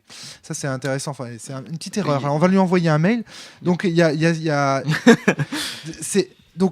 alors pourquoi ça me fait penser à ça ? Parce que regardez, sitôt que le jeu vidéo devient une question économique, tac, ça y est, c'est sérieux. Ça devient un truc d'adulte. Donc, les chiffres encore. Non, moi, en fait, je prends ça joue, mais il n'y a pas que Clairement. ça. Mais clairement, si. Mais Pour moi, attends, le jeu dans la société Adrien, devient un élément valorisé. c'est quand je parle de mon chiffre d'affaires que les gens ils s'intéressent au fait que je suis auteur de jeux de rôle. Ouais. Et là, je Mais te alors, jure, attends, ça attends, marche. tu parles de qui quand tu dis les gens? Je te donne ces gens qui étaient par exemple au mariage, les gens que je ne connais pas encore. Les gens, pour moi, ce sont toujours les gens que je ne connais pas encore. Après, ça devient des proches. Non, mais en fait, ça pourrait être genre la presse ou le je sais pas quoi. Ah non, la D'accord. presse, non, pas spécialement. Je parle d'ailleurs, je m'adresse peut-être pas assez à la presse. Pierre. Ce qui est intéressant, c'est que vu qu'on tombe sur ces questions économiques d'industrie, de rentabilité, et du coup, quand on parle d'industrie, de rentabilité, ça devient tout de suite plus sérieux. Dans l'interview, tu m'avais dit que tu pensais que le jeu de rôle, il était dans son âge d'or, et on n'aurait jamais au-dessus, plutôt qu'aujourd'hui, on n'aurait jamais une période aussi bonne pour le jeu de rôle économiquement, etc. Et ça, c'est intéressant parce que ça voudrait dire que le jeu de rôle, il serait condamné à rester comme un truc pas sérieux, un jeu, à la vision de la société. Ouais. Et du coup, c'est peut-être Oui. pour ça que les rôlistes auraient une mauvaise vision d'eux-mêmes parce que ça renvoie une image négative de Alors, trucs sérieux. Voilà, c'est pour ça qu'il faut Qui- combattre le cliché qu'Adrien souligne pour. Fred, excuse-moi, pardon. Tu voulais parler. Réponds. C'est pour ça qu'il faut répondre au cliché qu'Adrien souligne pour pouvoir. Parce que le jeu de rôle n'aura jamais la chance du jeu vidéo. Jamais il ne sera une grosse industrie. En tout cas, pas dans ces modèles de société-là. Alors, ok, si demain il n'y a plus d'électricité, qu'on retourne tous à l'éolien et qu'il n'y a plus de nucléaire en France, non mais attendez, c'est peut-être demain. Hein. Vous avez l'air de sourire là, mais si ça se trouve, c'est demain. Si on n'a plus le droit d'utiliser notre écran qu'une heure par jour, je vous jure que le jeu de rôle va redevenir éventuellement un média de masse. Ouais. Ou alors, il va y avoir beaucoup plus d'enfants en France. Voilà, je sais pas, mais en tout cas, oui, ça c'est l'histoire la fameuse histoire de ce mythe urbain du blackout de New York. Mais en fait, voilà, oui, peut-être, mais franchement, dans la société actuelle, je ne vois pas le jeu de rôle devenir l'industrie de demain. Et pour une raison, juste démographique, qui est que les gens qui jouent au jeu de rôle sont des gens d'un certain âge, à savoir les jeunes adultes, et que ça va être extrêmement... T'as des Attends, enfants, Adrien, rappelle-moi. Quand t'as des enfants, tu joues presque plus au jeu de rôle, malheureusement. Si c'est pas ton métier comme moi. Les adultes, ils jouent plus au jeu de rôle, quoi. C'est ça. Si, Bah ouais. nous on a fait Qu'est-ce Vadémécom. qu'on fait, nous? Mais non, mais nous, on est. Mais Romaric, on a joué Vadémécom avec un On papa est- de famille qui a des gamins de, je sais pas, 8 et 5 ans. un Donc truc tu comme ça. penses que le jeu de rôle aujourd'hui va encore connaître une expansion économique? Mais oui, en fait, je pense que justement, la remarque qu'il faisait sur aujourd'hui, J'espère. il n'y a pas de Franchement. meilleure époque économique pour le jeu de rôle. Pour moi, c'est ça, c'est dans le sens où on est à un moment donné où les mœurs sur le jeu l'acceptent comme quelque chose qui est même pour adultes. On est une génération qui avons joué adolescents aux jeux vidéo, qui arrivons adultes, qui ne comptons pas arrêter de jouer, que ce soit aux jeux vidéo, aux jeux de plateau. Enfin, j'ai plein de potes qui continuent à acheter plein de jeux de plateau, à crowdfunder, à machin, à faire du jeu de rôle quand ils peuvent. Alors pas tous, il y en a qui sont restés que le jeu de plateau, d'autres qui sont restés que le jeu de rôle. Tu Carrément. fais des choix, bien sûr, tu n'as plus le temps de... Mais là, tu vois, de t'es quand déjà en train de te projeter dans les générations futures. Je te parle pour le présent, en fait. Ah non, mais moi, Mais oui, mais justement. je passe ma vie à jouer, hein, personnellement. Mais justement, maintenant, vu Mais que je suis pas sûr qu'on vu- soit représentatif. vu que les là. adultes... non, je pense pas. Non mais attends, mais on n'a pas besoin d'être représentatif. on va avoir des enfants qui vont être Oui, mais initiés là, tu au vois, jeu. tu te projettes dans des générations futures. Mais bien sûr. Ouais, Mais bien sûr. comment, Non, mais... comment tu veux penser croissance si tu penses pas Oui, d'accord, ok, d'accord. Mais c'est marrant parce que moi j'avais cru comprendre que c'était une réponse optimiste, mais en fait non, effectivement ta réponse. Ta réponse. Ah non, ma réponse à Pierre était plutôt Pierre était pessimiste. plutôt C'est-à-dire que pessimiste, moi, ce que je pense, c'est qu'il ne faut pas imaginer le jeu de rôle de demain, même si moi je le souhaite. Hein. Je me bats pour ça. C'est toute l'entreprise. Mon entreprise est de me donner tort. Oui, et puis en plus, là, on l'a vu avec le jeu de société par rapport aux jeux vidéo, que l'émergence du jeu vidéo face au grand public et face à l'industrie a tiré vers le haut le jeu de société. Je pense qu'il y a quand même ce phénomène qui est en train de se jouer avec aussi le jeu de rôle. Sur le long terme, j'aurais forcément tort. Parce que toutes les raisons qu'Adrien vient de signaler et toutes les raisons que tu viens de signaler, Frédéric, à l'instant, l'histoire de transmission des jeux par les générations futures, c'est clair et net. Ça, pour moi, c'est clair et net. Après, encore une fois, je pense on reste quand même, encore aujourd'hui, une minorité, quoi. Ah oui, c'est possible. À nos âges, franchement, un sondage de la population sur qui joue pas, je pense qu'on est une minorité. Je crois après, quand même. une conviction, je suis pas d'accord avec ça. Je pense qu'il y a énormément de gens qui jouent parce qu'il y a énormément de gens qui achètent des jeux, clairement parlant. Et au jeu de rôle après. Ça rapporte énormément. Le jeu de rôle, par contre, c'est autre chose. Voilà, c'est encore une autre question, mais qui est en train d'évoluer. Ouais, vas-y, Jérôme, je t'en prie. Non, j'allais complètement dévier. Là, cela dit, c'est bien parce que moi j'ai envie de revenir aussi sur la question quelque part du rôliste par rapport à lui-même.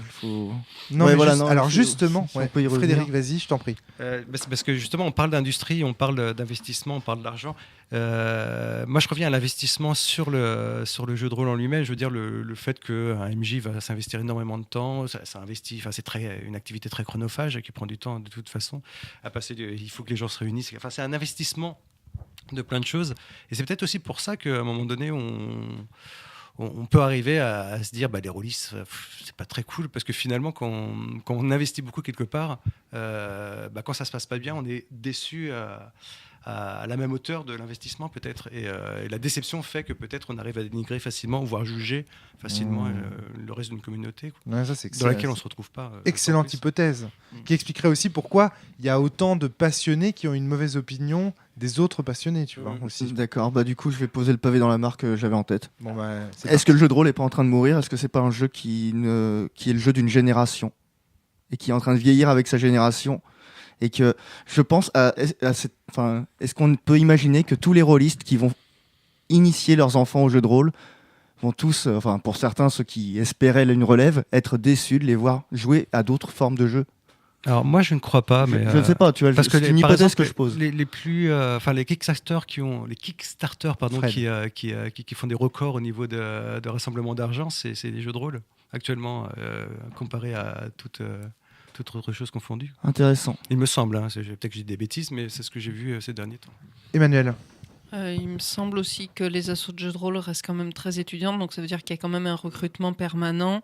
Après, c'est vrai que j'ai, par exemple, un petit regard sur l'asso de Rennes. Je vois arriver des nouveaux sur les forums et puis mais à Eclipse. Est-ce que les gens les plus âgés n'ont pas quitté l'association aussi? Il y en a qui sont... Alors, c'est toujours pareil, en fait. Ceux qui restent, c'est ceux qui, comme tu disais, n'ont pas d'enfants. C'est terrible, les enfants. On ne fait plus rien quand on a des gosses. Non. Ça, c'est pas vrai. C'est pas vrai. Je veux pas rentrer dans ce débat avec vous. Pourquoi les rôlistes ont une mauvaise image des enfants? Je veux faire ce podcast. C'est pas vrai. Alors, certainement pas avec cette partition-là, parce que je suis le seul à avoir des enfants pour cette femme. Et voilà, et t'as plus de temps, c'est tragique. J'ai plus de temps, la preuve, je fais ce podcast toutes les semaines, y a pas de problème, j'ai le temps de jouer avec vous, etc. Seulement, c'est vrai que c'est un investissement de chaque instant. Donc, tu vois, en fait, pourquoi est-ce que je disais à Pierre que justement, je trouvais que, à mon avis, les parts de marché de jeux de rôle n'augmenteraient pas énormément? C'est parce que justement, j'observe ça à l'échelle des associations. Dans les associations, oui, il y a beaucoup de gens à rentrer, mais à partir du moment où les gens ont des enfants ou des contraintes professionnelles, il y a aussi beaucoup de gens à partir. Aussi parce qu'après les études, on se sépare. Concrètement, les joueurs se séparent, les tables se cassent. J'ai le nombre de joueurs, de maîtres de jeu, de Sens qui me témoignent que Sens est un jeu interminable parce que justement, ça ne tient pas dans des années de fac. C'est-à-dire, voilà. Il y a des mèmes là-dessus. Ah, d'accord, ok, tu me l'apprends. Manu. Oui, mais imagine qu'on élargisse le recrutement, entre guillemets, sur cette tranche d'âge de post-adolescents et donc de nouveaux étudiants. Ça veut dire que s'ils sont beaucoup plus nombreux, à l'âge adulte, ce sera quand même plus facile de trouver des dispos. Imagine, ça se trouve dans 50 ans ou dans 20 ans ou même dans 10 ans, même dans mon bled paumé, il y aura 15 rôlistes au lieu que je sois la seule. Encore une fois, vous faites de la prospecte. Vous êtes sur des générations Alors, futures. Moi là je te parle juste de l'année prochaine. Avec la loi Vidal, là au lieu de 1200 places en psycho à Bordeaux, ce sera 200. Donc déjà en fait on va avoir moins d'étudiants, donc moins de rôlistes. Bouillard. Et en fait, pour te répondre, Emmanuel, c'est pas parce que même si dans ton village dans 10 ans il y a 20 rôlistes, c'est pas pour autant que tu feras du jeu de rôle avec eux. Parce qu'en fait, c'est sérieux. Ouais. C'est que quand tu arrives à une trentaine d'années, moi je rencontre plus beaucoup de nouveaux gens que je qualifie ensuite d'amis. C'est des gens que je rencontre de temps en temps, je fais une partie tous les 2 mois avec eux, mais c'est pas des gens avec qui je vais faire du jeu de rôle souvent. C'est pas comme dans l'année lycée, c'est pas comme mes potes d'école d'ingé, c'est pas comme mes potes d'enfance, de collège, de lycée que je revois régulièrement. C'est pas comme Romaric que j'ai rencontré pendant mes études. Les gens que je vois fréquemment, passer un certain cap, c'est fini. Il y a des études qui ont été faites là-dessus, et grosso modo, c'est avec l'arrivée des premiers enfants, l'installation en vie en couple stable, ton cercle est stable, ton cercle d'amis est stable, et donc t'as plus le temps de découvrir des nouveaux gens de façon aussi forte. Alors, ça peut arriver, mais ça prend énormément de temps. Et donc, c'est pas aussi gagné que ça de te dire, tu vois, typiquement, moi, je suis dans un quartier où c'est plein je pense, de nouveaux cadres qui viennent s'installer pour des entreprises dans le coin. Donc, je suis sûr que dans le tas, il y a plein de rôlistes. Sauf que j'ai aucun moyen de les rencontrer. Ils ont voulu à un moment donné au Pal Rollis faire un réseau Rollis. Bien sûr. Et t'as essayé un petit message chez ta boulangère ? Ouais, mais voilà. J'ai pas envie de jouer avec des gens que je rencontrerai comme ça aussi, tu vois. Oui, puis de jouer à ça parce que tu sais pas sur qui tu tombes. Ouais, c'est ça, tu vois. Et donc, non mais blague à part. Et là, c'est ouais, mais là on est clairement dans l'espèce de fantasme qui justifie le sujet non, du podcast. Moi je mets une affiche. Je suis fan de tronçonneuse. Ou je suis fan de BD, ou je suis fan de ceci, vous pouvez me contacter à tel numéro. Putain, ça je fait le fais flipper, pas, quoi. Je le fais pas. C'est pas possible, je sais pas sur qui je tombe. Encore une fois, je dis là, c'est pas spécifique aux rôlistes, tu vois ce que je veux dire Enfin, je veux dire, c'est juste bizarre. Enfin, il y a Tinder maintenant, les gens ils sont prêts à baiser avec ce qu'ils trouvent. Tinder Alors du jeu de rôle, en fait. Et ça existe déjà. Il y a déjà des initiatives de ce type. Ça existe déjà. Mais ça ne, moi je trouve. Tinder en tout cas, and ça Dragon. a l'air de marcher très bien. Tu aimes lancer les dés? Pierre, est-ce que tu voulais intervenir? Parce que j'ai vu un moment de lever la main, puis elle est redescendue. Non. Ok. je dois réfléchir. Est-ce que vous pensez que les rôlistes ont une bonne opinion du monde en règle générale? Question vaste, tu avoues. 4 heures. Vous avez 4 heures. J'ai le droit d'appeler un ami ou Non, mais qu'est-ce que vous en pensez de ça? Euh, Parce que moi, j'ai la sensation que non. tu penses qu'ils sont d'une manière- dépressifs? Tu penses que le rôliste est Alors. dépressif par nature? Franchement, la plupart des joueurs de jeux de rôle que je connaisse ont une tendance à déprécier le capitalisme, le libéralisme, à trouver que la société actuelle et le contrat social y va pas, etc. On vient d'entendre Jérôme clamer qu'il fallait bloquer les universités. Je veux dire, il y a quand même beaucoup de rôlistes qui sont très engagés dans des causes. Et moi le premier. Pas que les facs. Hein. Moi, tu veux bloquer la cellule? Tu peux le faire dès maintenant. Hein. Je te laisserai pas faire peut-être. Non mais tu vois ce que je veux dire? Il y a quand même. Enfin, vous trouvez pas qu'il y a une tendance là, non, Pierre, non, pas d'accord. Si. Bah non, parce qu'enfin, on n'a pas besoin d'être lisse pour être contre le capitalisme. Enfin, je sais pas, c'est un peu général, ça touche plus à. Ouais, ça. Et puis la réciproque aussi, quoi. On n'a pas, on ne sait pas parce qu'on est rôliste qu'on est contre le capitalisme non plus. Enfin. Et voilà. Donc Enfin, vous trouvez cette question débile et absurde? Non, On passe à la suivante. Un peu, Manu, ouais. non, tu en voulais fait, dire quelque chose je la trouve intéressante, mais ça passe pas dite comme ça. Parce pas que vous formulée savez qu'il y a comme ça. beaucoup d'adultes qui nous regardent et qui pensent que si on fait du jeu de rôle, c'est parce qu'on se réfugie dans des mondes imaginaires. Vous le savez. Et tu sais qu'il y a des gens qui lisent des livres pour Oui. ça. Mon Mais- Dieu, non, quelle mais horreur. on retrouve ces idées-là Alors, aussi. Romaric, il y a de ça. Après, encore une fois, comme Fred, moi je suis pas très international, mais est-ce que c'est. Ah, et maintenant c'est toi, tu vois. Si, celle-là quand même. Désolé, Jérôme. Vas-y. C'est les JC qui passent ça, c'est horrible. Non, mais est-ce que c'est pas lié aussi au fait que est-ce que les Français en général ont pas une vision assez noire de leur environnement? Emmanuel. Ouais, même au-delà des Français, je pense qu'on est tous un peu inquiets dans le monde. Il se passe des trucs pas glop, ne Français. serait-ce qu'au niveau de l'environnement, etc. Le moral des ménages, il n'est pas au beau fixe, de façon générale. Les gens, ils sont inquiets. Par contre, je pense que là où ça peut être intéressant de réfléchir aussi, c'est est-ce qu'en tant que rôliste, on a plutôt foi en l'être humain ou plutôt un peu moins, justement, vu qu'on est beaucoup dans l'humain, qu'on est beaucoup aussi très souvent dans l'utopie, dans l'uchronie, dans les choses comme ça, dans les jeux auxquels on joue. Et après, au-delà de ça, moi je pense que le fait d'être rôliste et de fréquenter des gens comme ceux que j'ai autour de moi aujourd'hui, c'est quand même plutôt positif en soi. Bon, là, je vais un peu à l'encontre du sujet du podcast, mais c'est parce que voilà, parce que j'aime bien les gens de la cellule, en fait. Ce podcast ne vise qu'à ça, qu'à montrer qu'on est ensemble et on est bien ensemble. Et moi, je trouve que c'est important, en fait. Parce que justement, c'est en totale opposition avec l'image que les médias généralistes voudraient donner de nous.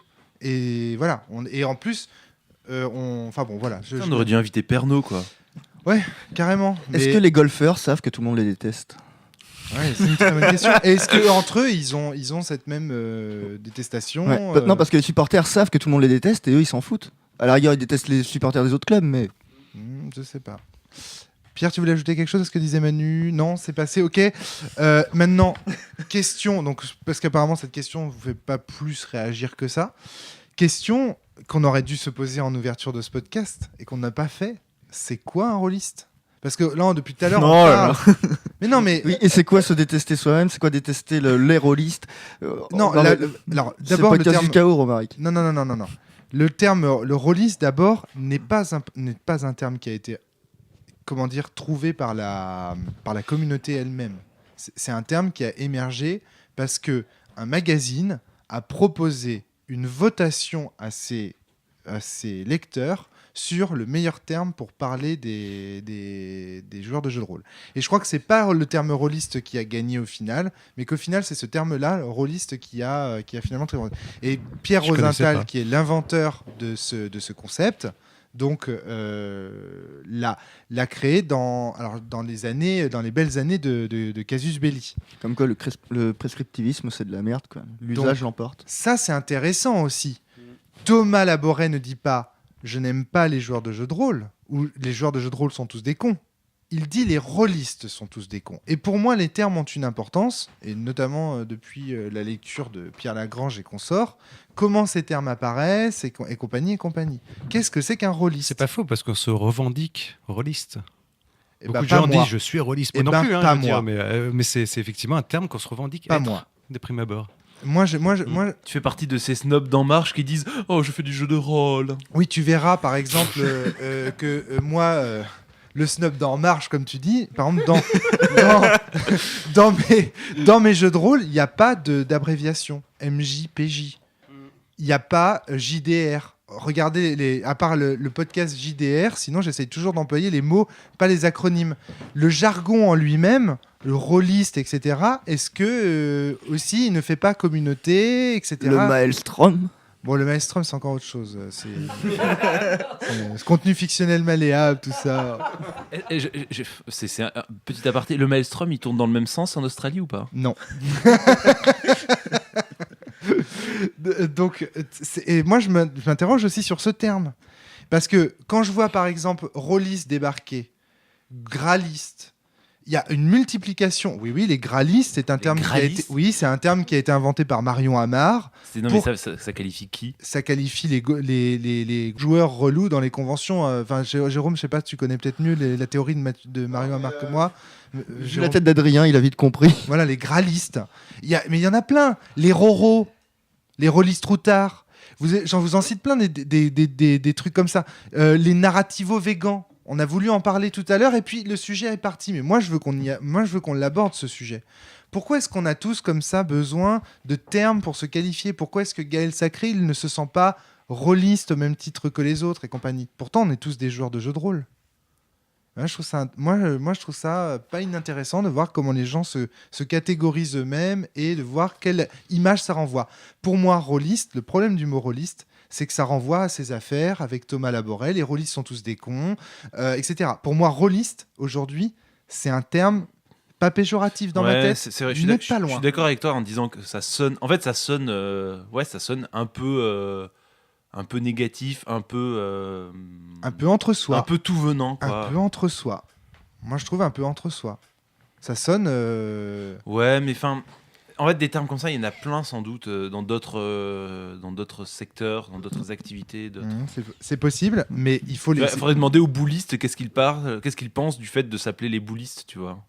Et pas les joueurs de boules. Ouais, c'est ça. Ouais. Est-ce qu'ils ont les boules ou pas, quoi? Les Il y a la même histoire avec les anarchistes et les totos. Apparemment, là non plus, je sais pas, j'ai pas l'impression que ça vous fasse. Non, réagir plus que ça. je trouve la question super intéressante, mais je sais pas quoi te répondre en fait. D'accord. Là, il faudrait faire une étude de sociologie sur le phénomène, presque. je pense. Ouais, puis D'ethnographie. en fait, le truc c'est que je pense, et c'est là la problématique aussi, c'est que tout le monde ne met pas le même sens derrière le mot rôliste.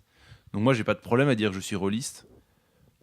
Parce que en fait, pour moi, c'est un diminutif rigolo de joueur de jeu de rôle, mais j'y attache pas plus de valeur que ça.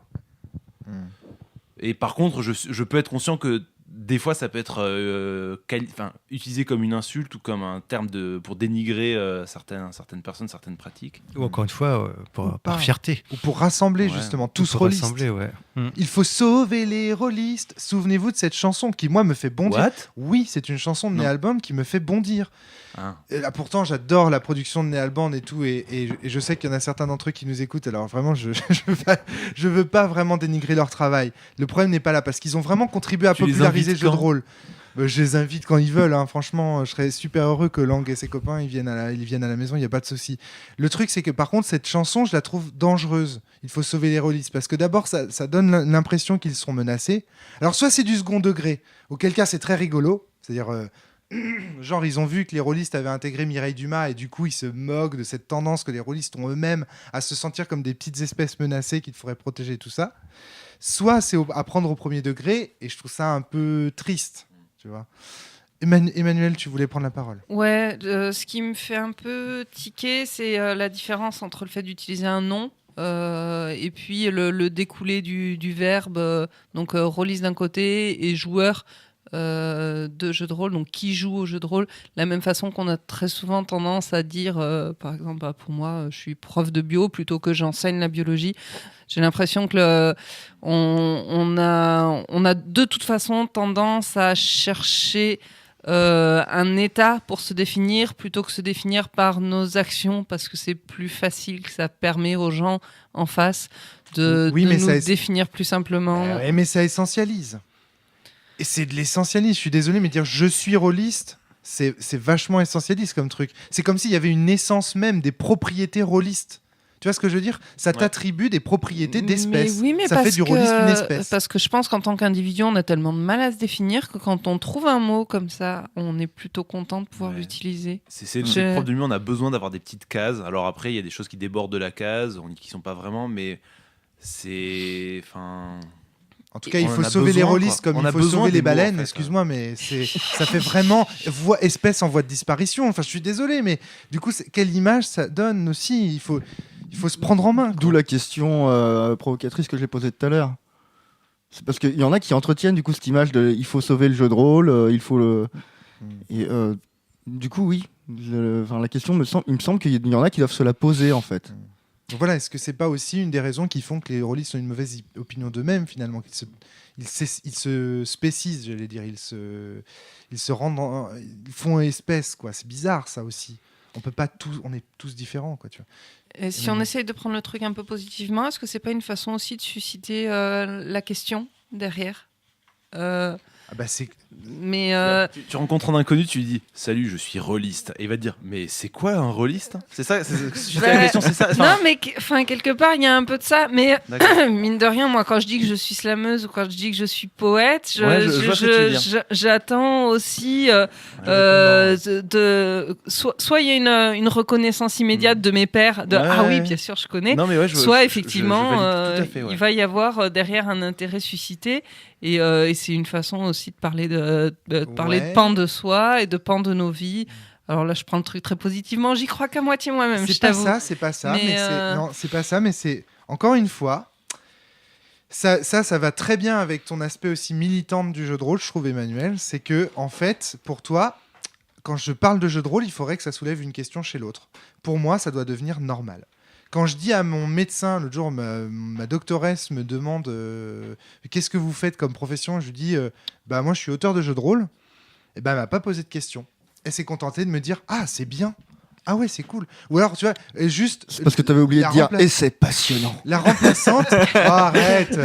La remplaçante, elle m'a juste dit, elle a juste fait, genre c'est normal. Non mais en Bah, fait, je trouve que cette elle a vu réaction- venir le mec qui voulait en parler, elle dit ouais, c'est bon, si je J'ai la bats en pas 10 le temps. minutes, si je la bats en 10 minutes, Ça- je maximise mon profit. Ça, c'est une vision pessimiste de la Non mais bien situation. sûr, bien Ma sûr. vision, c'est dire, pour elle, c'était parfaitement normal. Et le fait de vouloir susciter des questions sur le truc, est-ce que c'est pas là encore aussi Oui. une preuve qu'on Oui. se sent dominé et donc obligé de se justifier, Moi, obligé c'est de- aussi on aime bien parler de soi aussi, mine Après, de je- rien. je pense que ça va avec le Ah. rôliste. Le rôliste aime bien aussi sa particularité. Adrien. Faire partie d'une minorité, ça a un aspect cool, tu vois. Ah, ça. Ça rejoint un peu l'aspect sectaire de qu'on parlait tout à l'heure, mais c'est sûr. Ouais. Mais tu vois, est-ce que c'est pas le fait la poule? Tu vois, les rôlistes disent ah mais je comprends pas, on est considéré comme Mais sectaire. j'ai l'impression qu'on a déjà eu 4 fois cette Mais en même conversation. Mais en fait, ce qui est marrant, c'est que quand je tire sur le fil de ce podcast et de ses problématiques, je tombe sur des problématiques régulières de la cellule. Donc je me dis, mais est-ce que finalement la ligne éditoriale même de la cellule, c'est pas de dire justement que les joueurs de jeux de rôle ne doivent plus avoir honte d'eux-mêmes? Enfin, tu vois, je suis en train de me dire ça. Non, aussi. mais il y a. Pour un coming out généralisé. Non, je sais pas. Non, mais Oui. c'est marrant que tu C'est dises vrai ça. qu'on le dit souvent. Mettez ça sur vos CV, etc. Jérôme. C'est marrant que tu dis ça parce que récemment, là, il y a eu un débat sur Facebook.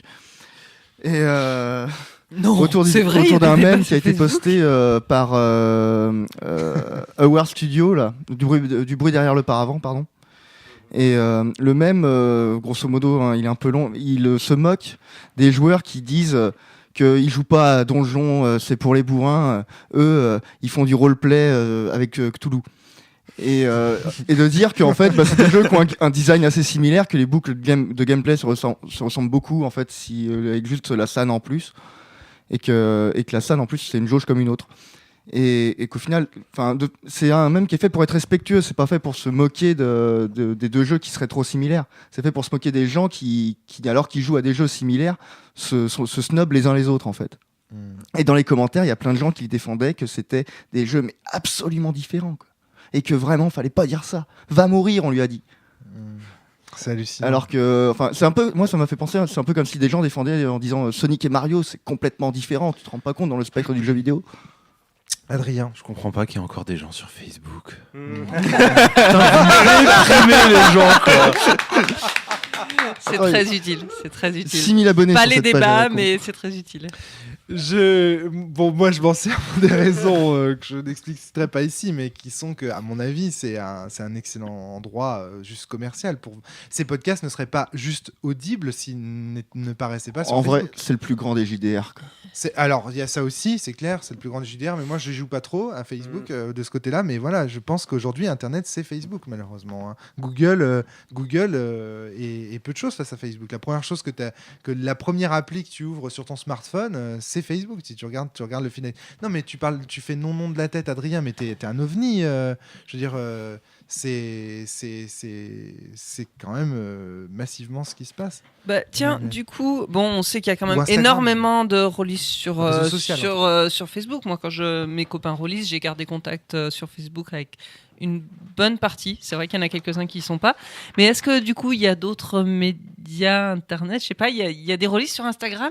Il y en a qui postent Ouais. des photos Je de sais leur. rien, moi, je suis Il y en sur a, il y en rien. a. Ouais, toi, t'es Ouais. sur rien. Moi, je toi. suis sur Instagram Ouais. aussi maintenant depuis très peu de temps et je regarde un peu parce que je comprends pas comment ça fonctionne Instagram. Parce que Moi, c'est je vrai suis- que les jeunes ont Mais ouais, lâché, moi, mes élèves ont lâché Facebook et sont Ouais. maintenant beaucoup plus Mais sur il y a du jeu de rôle des sur trucs que je Instagram. connais pas. Des gens qui prennent des photos de leur table, de JDR auxquels ils jouent en ce moment, etc. Twitter, YouTube. Voilà. Il y a plein de choses. Hein. Ouais. Les unboxings de Vademecum. Avec le jeu vidéo, on fait peut-être partie des rares à avoir encore des forums aussi J'ai actifs, reçu d'ailleurs. mon cahier. Excellent. quand on était en philosophie, j'avais un prof qui disait, parce que nous on faisait de la philosophie analytique et on était fiers de faire de la philosophie analytique à la fac de Rennes 1. Vous étiez des analytiques, des analyteurs, Et des là on était analytrices. là, nous on faisait de la philosophie Des analystes. analytique, tu vois, on se haussait du col et tout, on était insupportables pour nos petits camarades, hein. J'aime te dire, on était insupportables. On nous appelait, nos professeurs nous appelaient les affreux quand même, donc c'est pour ça Donc déjà à l'époque, on était horribles. Et donc, du coup, les ayatollahs aussi. Il y avait ce surnom-là qui nous était donné parce qu'on était à fond sur la philo analytique et tout. Puis vraiment, on trouvait ça important. Et nos profs. Non, mais attendez, c'est très sérieux. C'est mignon. Et nos profs nous ont dit à un moment donné. Et je crois même que il y a eu un appel qui a été fait par un philosophe analytique suisse qui disait la règle numéro 1 du philosophe analytique, c'est tu ne te présenteras pas comme un philosophe analytique. Tu te présenteras comme un philosophe tout court.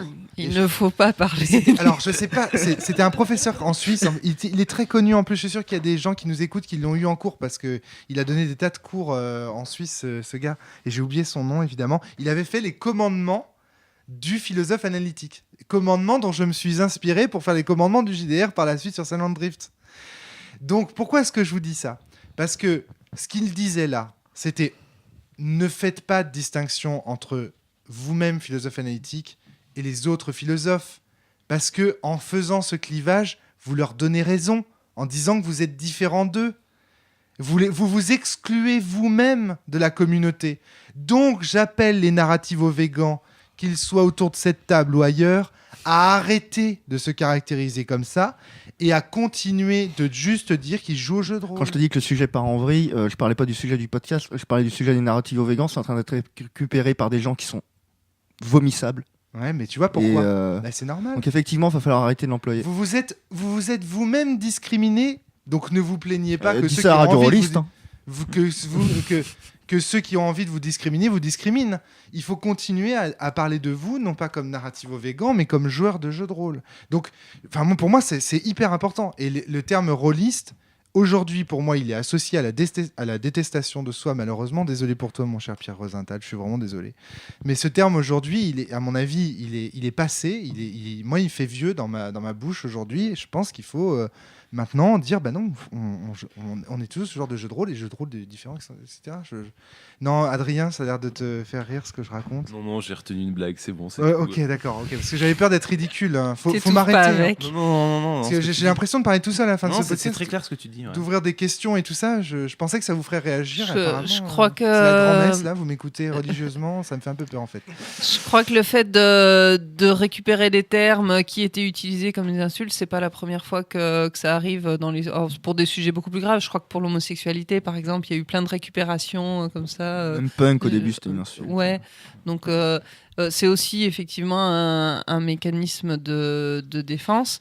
Et c'est vrai que mine de rien, alors bon, moi pour l'ensemble de la communauté rôliste et du mage, c'est pas quelque chose que j'ai pu ressentir, je suis arrivé bien trop tard pour ça, mais c'est vrai qu'au sein des différentes petites communautés qu'il y a dans le jeu de rôle, bah, il y a des attaques, donc il y a des défenses et il y a des replis, mais c'est ce qu'on a déjà dit, quoi. Après, juste pour un point, je ne veux pas mettre narrativo-végan ou vegan et rôliste sur le même niveau. Hein. Pour moi, rôliste, c'est un terme qui est largement accepté, qui fait corps déjà. Enfin, malheureusement, il est même dans le Robert, je crois maintenant, comme définition joueur de jeu de rôle. Donc, ça veut dire que, ben oui, je crois qu'il va falloir embrasser ce terme et qu'il va nous coller à la peau pendant un certain nombre d'années, qu'on le veuille ou non. Alors que narrativo-végan, pour moi, c'est vraiment très, très problématique. Mais bon, moi, j'aime pas le terme rôliste après. En même temps, coller une nouvelle étiquette sur quelque chose qui n'aurait pas changé, quel intérêt, quoi. On appelle ça les soldes, non?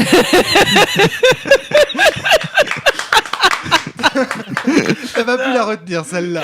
Faut dire qu'elle était pas mal. Je suis désolé, je suis vraiment pas mal. désolé, je suis fatigué. Je suis épuisé. Je comprends. Bon, je vois que ce sujet vous a épuisé, mais en tout cas, j'ai trouvé très intéressant d'en discuter avec vous ce soir. Est-ce que vous avez Non, je pense que là, tout le monde est fatigué. D'accord, très bien, je vais pas relancer. Ouais. Manu En fait, ouais. c'est con, mais quand même, je vous aime, quoi. Oui, Mais, mais tu vois, c'est ce que je disais. mais merde. C'est ce que je disais par rapport aux racistes qui vont dire telle communauté, c'est ceci, c'est cela, c'est des voleurs, c'est machin, c'est ceci, c'est bidule, et qui à côté de ça vont te dire oui mais lui je l'aime bien, c'est mon copain. Ou j'ai rien contre X, Ouais, mais par contre je veux pas qu'il vienne chez moi. Alors dans ce cas-là, pourquoi t'es raciste? Puisque à chaque fois que t'as rencontré quelqu'un racisé, tu l'as trouvé cool et c'était ton copain. Donc c'est quoi ton racisme à 2 balles? Tu vois, c'est ça. Enfin, oui, en soi, après, je veux dire, dans le monde du jeu de rôle, il y a 3-4 personnes que j'ai blacklistées, peut-être, qui effectivement viendront pas dans mon salon. Mais de façon... Enfin, Et c'est ça l'appel moral qu'Adrien Cahuzac soulignait tout à l'heure à mon encontre. Il disait oui mais toi Romaric t'es quelqu'un qui veut toujours être dans des cercles fermés, etc. Moi ce que je dis c'est cessez justement de faire des grandes généralités, regardez ce qu'il y a autour de vous et contentez-vous de ça. Si les gens que vous connaissez c'est des joueurs de jeux de rôle et qu'ils sont adorables, ne pensez pas dans votre tête que tous les rôlistes sont cons, puisque vous avez autant d'exemples dans votre cercle privé qui vous montrent le contraire. Si ce n'est qu'encore une fois, on voit aussi dans notre cercle qu'il y a des gens qui s'en prennent plein la gueule. Oui, et moi, sais. j'ai peur aussi en arrivant dans certains lieux, en rencontrant certaines personnes, de pas que ça se passe mal. Mais de la même façon qu'on disait qu'on est le con on est toujours le con de quelqu'un Qu'est-ce qui me dit que demain, après-demain, en arrivant sur une convention, si je dis salut, je suis Manu, putain, c'est la salope de la cellule, casse-toi, quoi. Enfin, tu vois ce que je veux dire? Il y a aussi cette crainte-là parce que on est comme dans tous les milieux, il y a du tirage dans les pattes. Mais tu vois, la conclusion vers laquelle je voulais vous emmener par rapport à ça, et après je passe la parole à Pierre, c'est promis, c'est que je pensais qu'en posant la question, c'est quoi les rôlistes? Votre question c'est, mais bien sûr que les rôlistes, ça n'existe pas. De la même manière que quand on vous parle c'est quoi les vieux, c'est quoi les Français, c'est quoi ceci, c'est quoi cela, mais ça n'existe pas. Et donc du coup, on peut se faire une mauvaise opinion d'un groupe qui n'existe pas. C'est facile, tu vois ce que je veux dire. Donc moi, c'était à ça que je voulais arriver en fait. C'est que voilà. Bon. Pierre, je t'en prie, change de. Je pense que je vais faire de la redite du coup, mais finalement, c'est pas que, finalement, pour revenir à la question, c'est pas que les rôlistes ont mauvaise opinion d'autres rôlistes. C'est juste des gens qui ont de mauvaises opinions sur d'autres gens et leur rôliste est juste une de leurs caractéristiques parmi tant d'autres. Donc la question serait pourquoi certains rôlistes n'aiment pas les cons ou une mauvaise opinion des cons. En fait, c'est juste pourquoi est-ce que certaines personnes ont besoin de se faire des groupes qu'ils détestent. Enfin, et là, j'imagine qu'il y a des raisons psychologiques. Moi, je rejoins toujours ce que je disais tout à l'heure, c'est parce qu'on met beaucoup d'intime là-dedans. Ouais. Et comme on met beaucoup d'intime de soi et de son comportement, de ses idées, de sa personnalité, forcément qu'à un moment, ça va. Parce qu'il y a plein de rôlistes avec qui j'ai des soucis, mais il y en a, ça va être parce qu'ils sont de droite, il y en a, ça va être parce que... voilà, ça dépend complètement des mecs à chaque fois, en fait. Et je pense pas que... je sais pas, après, s'il y a vraiment des gens qui ont le fantasme que tous les rôlistes, ou une majorité de rôlistes, ou même une proportion non négligeable de rôlistes, seraient vraiment détestables à cause d'une caractéristique unique. Mais c'est ça, c'est pour ça que vous parlez d'essentialisation et de propriété attribuée à une classe. Juste un truc que je rajouterais, c'est je sais que moi, à titre individuel, j'ai tendance à me comparer aux gens, forcément. Et c'est donc... clair. Par exemple, t'es plus médiocre que moi. C'est ça. Voilà, par exemple. Ouais. Par exemple. Ce n'est qu'un exemple. Je te le rends. Tu m'en fous tellement plein la gueule. Et je sais plus ce que je voulais dire. Ah oui. Oh non. Et non, c'est bon. C'était bon. Tout va bien. Je meuble un peu le temps que ça revienne en tête. Et donc, moi, assez fréquemment, en fait, même systématiquement, parmi les gens que je connais, il y a X personnes que je classe comme des gens que j'apprécie pas. Ils s'en vont du groupe parce que je change d'établissement scolaire, de je sais pas quoi. On va avoir un nouveau groupe de potes et au bout de quelques semaines, quelques mois, il va y avoir 2-3 mecs que je vais prendre en grippe et ces mecs je vais pas blairer. Et je pense qu'en fait, dans tous les cas, on a toujours des gens qu'on peut pas blairer. Et je sais plus comment je pouvais vous les rapprocher du jeu de rôle, mais pour des raisons psychologiques. Mais ça rejoint à ce que je disais. T'as une semaine, mon gars. Les gens, pour pas les blairer, il faut avoir une raison. Et du coup, comme on aborde des sujets souvent intimes, les raisons, elles explosent beaucoup plus, quoi. Oui, après, encore faut-il, pour en arriver à ne pas blairer quelqu'un ou à blacklister, pour qu'il y ait eu un tort. Et en fait, on pourrait envisager de... Non, tu fais non de la tête, Adrien? Non. Il n'y a pas besoin d'un tort pour ne pas pouvoir blairer un mec. Ben moi, j'ai Adrien, tendance... il peut ne pas te blairer comme ça. Pierre, tu dégages. Non, mais mais- ça peut être des choses très. Je très retourne à diverses la qui font que cave. Tu supportes pas quelqu'un. Enfin, tu peux. Enfin, c'est tout con, hein. Mais tu fais une partie de jeu de rôle et il y a un mec, tu tiques que toutes les 20 minutes ou même toutes les 10 secondes, il dit OK. Tu vois, il arrête pas de dire le mot OK. OK, OK. Et au bout d'un moment, en fait, tu vas te bloquer là-dessus et ce mec va rentrer dans la case des gens que tu peux pas blairer mais parce c'est que. pas vrai, mais me Ok. dis pas que t'es comme ça, Bah ouais, Adrien. je suis vraiment comme ça, c'est Ok, horrible. ok, Ouais. ok, Adrien. Ok. Oh, c'est affreux. Mais ça peut Mais être autre non, chose. mais en Ok, soi, ok. quand il y a quand il y a Ok. quelque chose qui te dérange chez un individu, tu le dis. Et il n'y a aucune C'est raison. clair, dans les commentaires, moi j'en reprends. hein. Il y a aucune raison de détester quelqu'un tant qu'il t'a pas causé du tort directement, quoi. Bah si. Alors, attention, je parle pas de détestation, genre je vais l'égorger, je le supporte pas. C'est juste des gens que j'ai pas envie de les côtoyer, quoi. Il y en a plein. Des gens comme ça pour Adrien, je pense. Le monde entier, Attends, sauf lui. ouais, c'est ça. On est amis, Adrien. Eh oui. Tu m'aimes bien, Mais ça Adrien? va parce que je te vois pas très souvent. Ok. mais si. Serpentard. Non, mais à un moment donné, dans le Léviathan de Hobbes, Hobbes décrit les États par qu'est-ce qui nous définit en tant qu'État, c'est nos alliés et nos ennemis. Donc l'identité, c'est aussi intrinsèquement lié à qui j'aime et qui j'aime pas finalement. Et je pense qu'il y a aussi beaucoup de ça dans Facebook. Pourquoi est-ce que Facebook, on aime son profil et machin? C'est parce qu'on dit qui on n'aime pas, on sélectionne les trucs qu'on aime. Il y a quelque chose de très narcissique dans le j'aime pas, je me compare, je machin truc. Donc voilà, c'est pour ça qu'on a besoin, j'imagine, en tant qu'individu, de se construire des oppositions, des appartenances, des groupes, etc. Ouais, Pour les se construire, enfin, tout simplement. ouais. Moi, je me rattache beaucoup à la pyramide de Maslow, et c'est vrai qu'il y a l'appartenance, mais à la pas que base, ça. il y a plutôt de la crainte, du manque de sécurité, des choses comme ça. Et à aucun moment, le côté ennemi commun, j'ai pas l'impression qu'il fasse partie des besoins intrinsèques de l'humain, en fait. Je pense que c'est une franchement- conséquence de la Alors, peur, c'est- mais c'est le vrai. fait d'être en Je- appartenance avec un groupe. J'espère que tu as raison. Le fait est qu'il y a quand même pas mal de philosophes. On peut citer Sartre, s'aimer, c'est haïr le même ennemi, une phrase que j'aime beaucoup, rendu immortel par l'ami. Non, mais c'est vrai. Enfin, je veux dire, il y a quand même beaucoup de philosophes qui pensent que l'amour passe d'abord par. Enfin voilà, il y a des tas de philosophes pessimistes, donc on peut quand même les citer à ce moment-là. Est-ce que tu peux qualifier quelqu'un de proche de toi sans pouvoir ensemble se moquer de quelqu'un qui a genre bitcher sur quelqu'un, tu vois, et que les deux soient à l'aise avec, c'est quand même important, Ouais, quoi. ouais. Pouvoir bitcher Oh ensemble. non, je fais jamais des choses comme Alors, ça. Adrien, t'as mauvais jeu de dire ça parce que, par exemple, quand on s'est rencontrés tous les deux, la première chose qu'on a fait ensemble, c'est pas de bitcher. On s'est retrouvés Non, sur bien un sûr. univers, Non, on a mais joué je dis ensemble. pas que c'est la première chose qu'on doit faire, mais Mm. c'est quelque chose qu'on doit pouvoir faire. Ouais.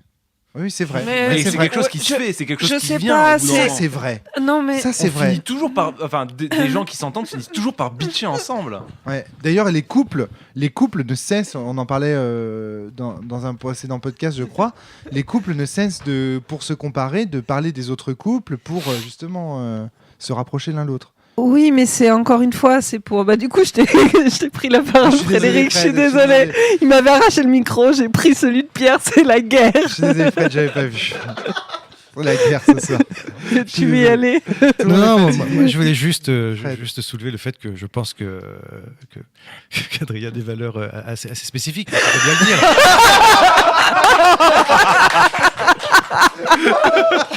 Bah écoute, Voilà. je sais pas si je prends ça comme un compliment, comme une insulte, on verra. Non, ouais. Non, je suis assez Ni l'un d'accord. ni l'autre, Non, en tout cas. là, je suis pas d'accord avec vous. On peut pas dire ça. Il y a énormément de gens, effectivement, pour qui c'est vrai. Ah, c'est pas l'image bucolique que j'aurais par exemple d'un Non. couple que de pouvoir bitcher sur d'autres personnes. Tu vois. Non, C'est pas du tout mais, le genre de truc qui me non, viendrait à mais l'esprit, par contre, même d'ailleurs. mais regarde cette phrase, Merci, par Fred, exemple, on parlait du de François Hollande. positivisme. Cette phrase de François Hollande quand il dit « Quand je me regarde, je m'inquiète. Quand je me compare, je me rassure. » Ça, c'est de la naïveté pure et dure. Je veux dire, c'est quand même c'est le bon sens commun là dont on est en train de parler. C'est pas des Ce grand spécificités philosophe d'Adrien des temps Cahuzac. modernes. Mais sûr. justement, raison de plus, c'est un argument d'autorité d'autant plus fort. pour dire que c'est pas spécifique. Adrien, c'est-à-dire que tout le monde a ce sentiment que pour se rassurer, effectivement, c'est bon de temps en temps de se comparer. Et peut-être effectivement que comme les rôlistes sont un groupe de gens qui sont naturellement inquiets pour effectivement la mort annoncée de leur loisir, de menacés par les médias et compagnie, ils ont peut-être aussi besoin comme ça de se comparer aux autres rôlistes et du coup de trouver que tout le monde est nul sauf eux. C'est pas mon expérience en tout cas personnellement. Non, mais moi non Non, mais plus. cela dit, Mais j'ai je dis que c'est pas une spécificité. J'ai commencé ce podcast en disant j'ai commencé le jeu de rôle en ayant très peur, mais en vérité j'ai commencé le jeu de rôle avec Akat qui est donc plus âgé que moi, qui nous a fait découvrir ce média-là T'en à peux la plus maison m'initier. avec mes parents. Ça s'est vachement bien passé. Derrière on a fait nos propres aventures et finalement l'expérience était super positive. Et cette peur, moi je l'ai jamais intégrée réellement. Je veux dire, il y a juste à un moment donné, je me suis dit zut, le jeu de rôle est en train de mourir en France. Et de fait, il va pas proliférer, il va pas avoir de variété de. Moi, j'avais de peur de richesse. ressembler aux joueurs de Warhammer que je voyais dans les boutiques. On n'a pas parlé d'eux, c'est vrai, les pauvres. Emmanuel, Ouais, non, pour revenir sur cette histoire de bitcher ensemble, effectivement, il y a un moment où ça va être important dans le regard de l'autre, que ce soit en couple ou pas, de dire ah bah oui, cette personne, tu la critiques. Si tu la critiques elle sur ce point et que tu me le dis à moi, c'est que pour moi, il n'y a pas de problème. Tu vois ce que je veux dire? De la même façon que voilà, quand mon mec va commencer à me dire putain, celle-là, qu'est-ce qu'elle est conne, effectivement, c'est de la critique de quelqu'un d'autre. Je me dis, s'il me le dit à moi, c'est qu'il estime que j'ai le niveau d'intelligence nécessaire, tu vois. Donc il y a ce. Exactement. Et Totalement d'accord. il y aurait, et à la limite, il me regarderait pour me dire putain, qu'est-ce que t'es intelligente. Il aurait pas besoin de traiter l'autre de conne. Enfin, tu vois ce que je veux dire. C'est il y a un moment où on se dirait putain, on est des joueurs de jeux de rôle Mais absolument moi, fantastiques. On n'aurait pas besoin de dire les autres ils font chier. J'en parlais l'autre jour pour les enfants. Les couples ne cessent de parler, quand ils parlent de leurs enfants, de dire « Ouais, il faut changer les couches, c'est chiant, etc. » On n'arrête pas de dénigrer en fait, le fait d'être parent. Ce qui donne pas envie à ceux qui pourraient l'être de l'être. Mais le truc, c'est qu'en fait, en France, c'est hyper mal vu de dire que t'es heureux. Que quand tu regardes ton enfant, tu vois la beauté de la galaxie et du monde entier dans ses yeux. Mais t'as les mains dans la merde. Mais non, c'est pas vrai. C'est pas vrai justement quand tu regardes le sourire de ton gosse, quand tu le couches chaque soir, etc. Alors que ce sont des gestes ultra répétitifs. C'est le manque de sommeil qui fait Je avoir te- des hallucinations. Mais pas du tout. Justement, c'est d'une beauté absolue. Mais comment parler d'une beauté aussi indicible? C'est tellement plus simple de parler des couches et de la merde.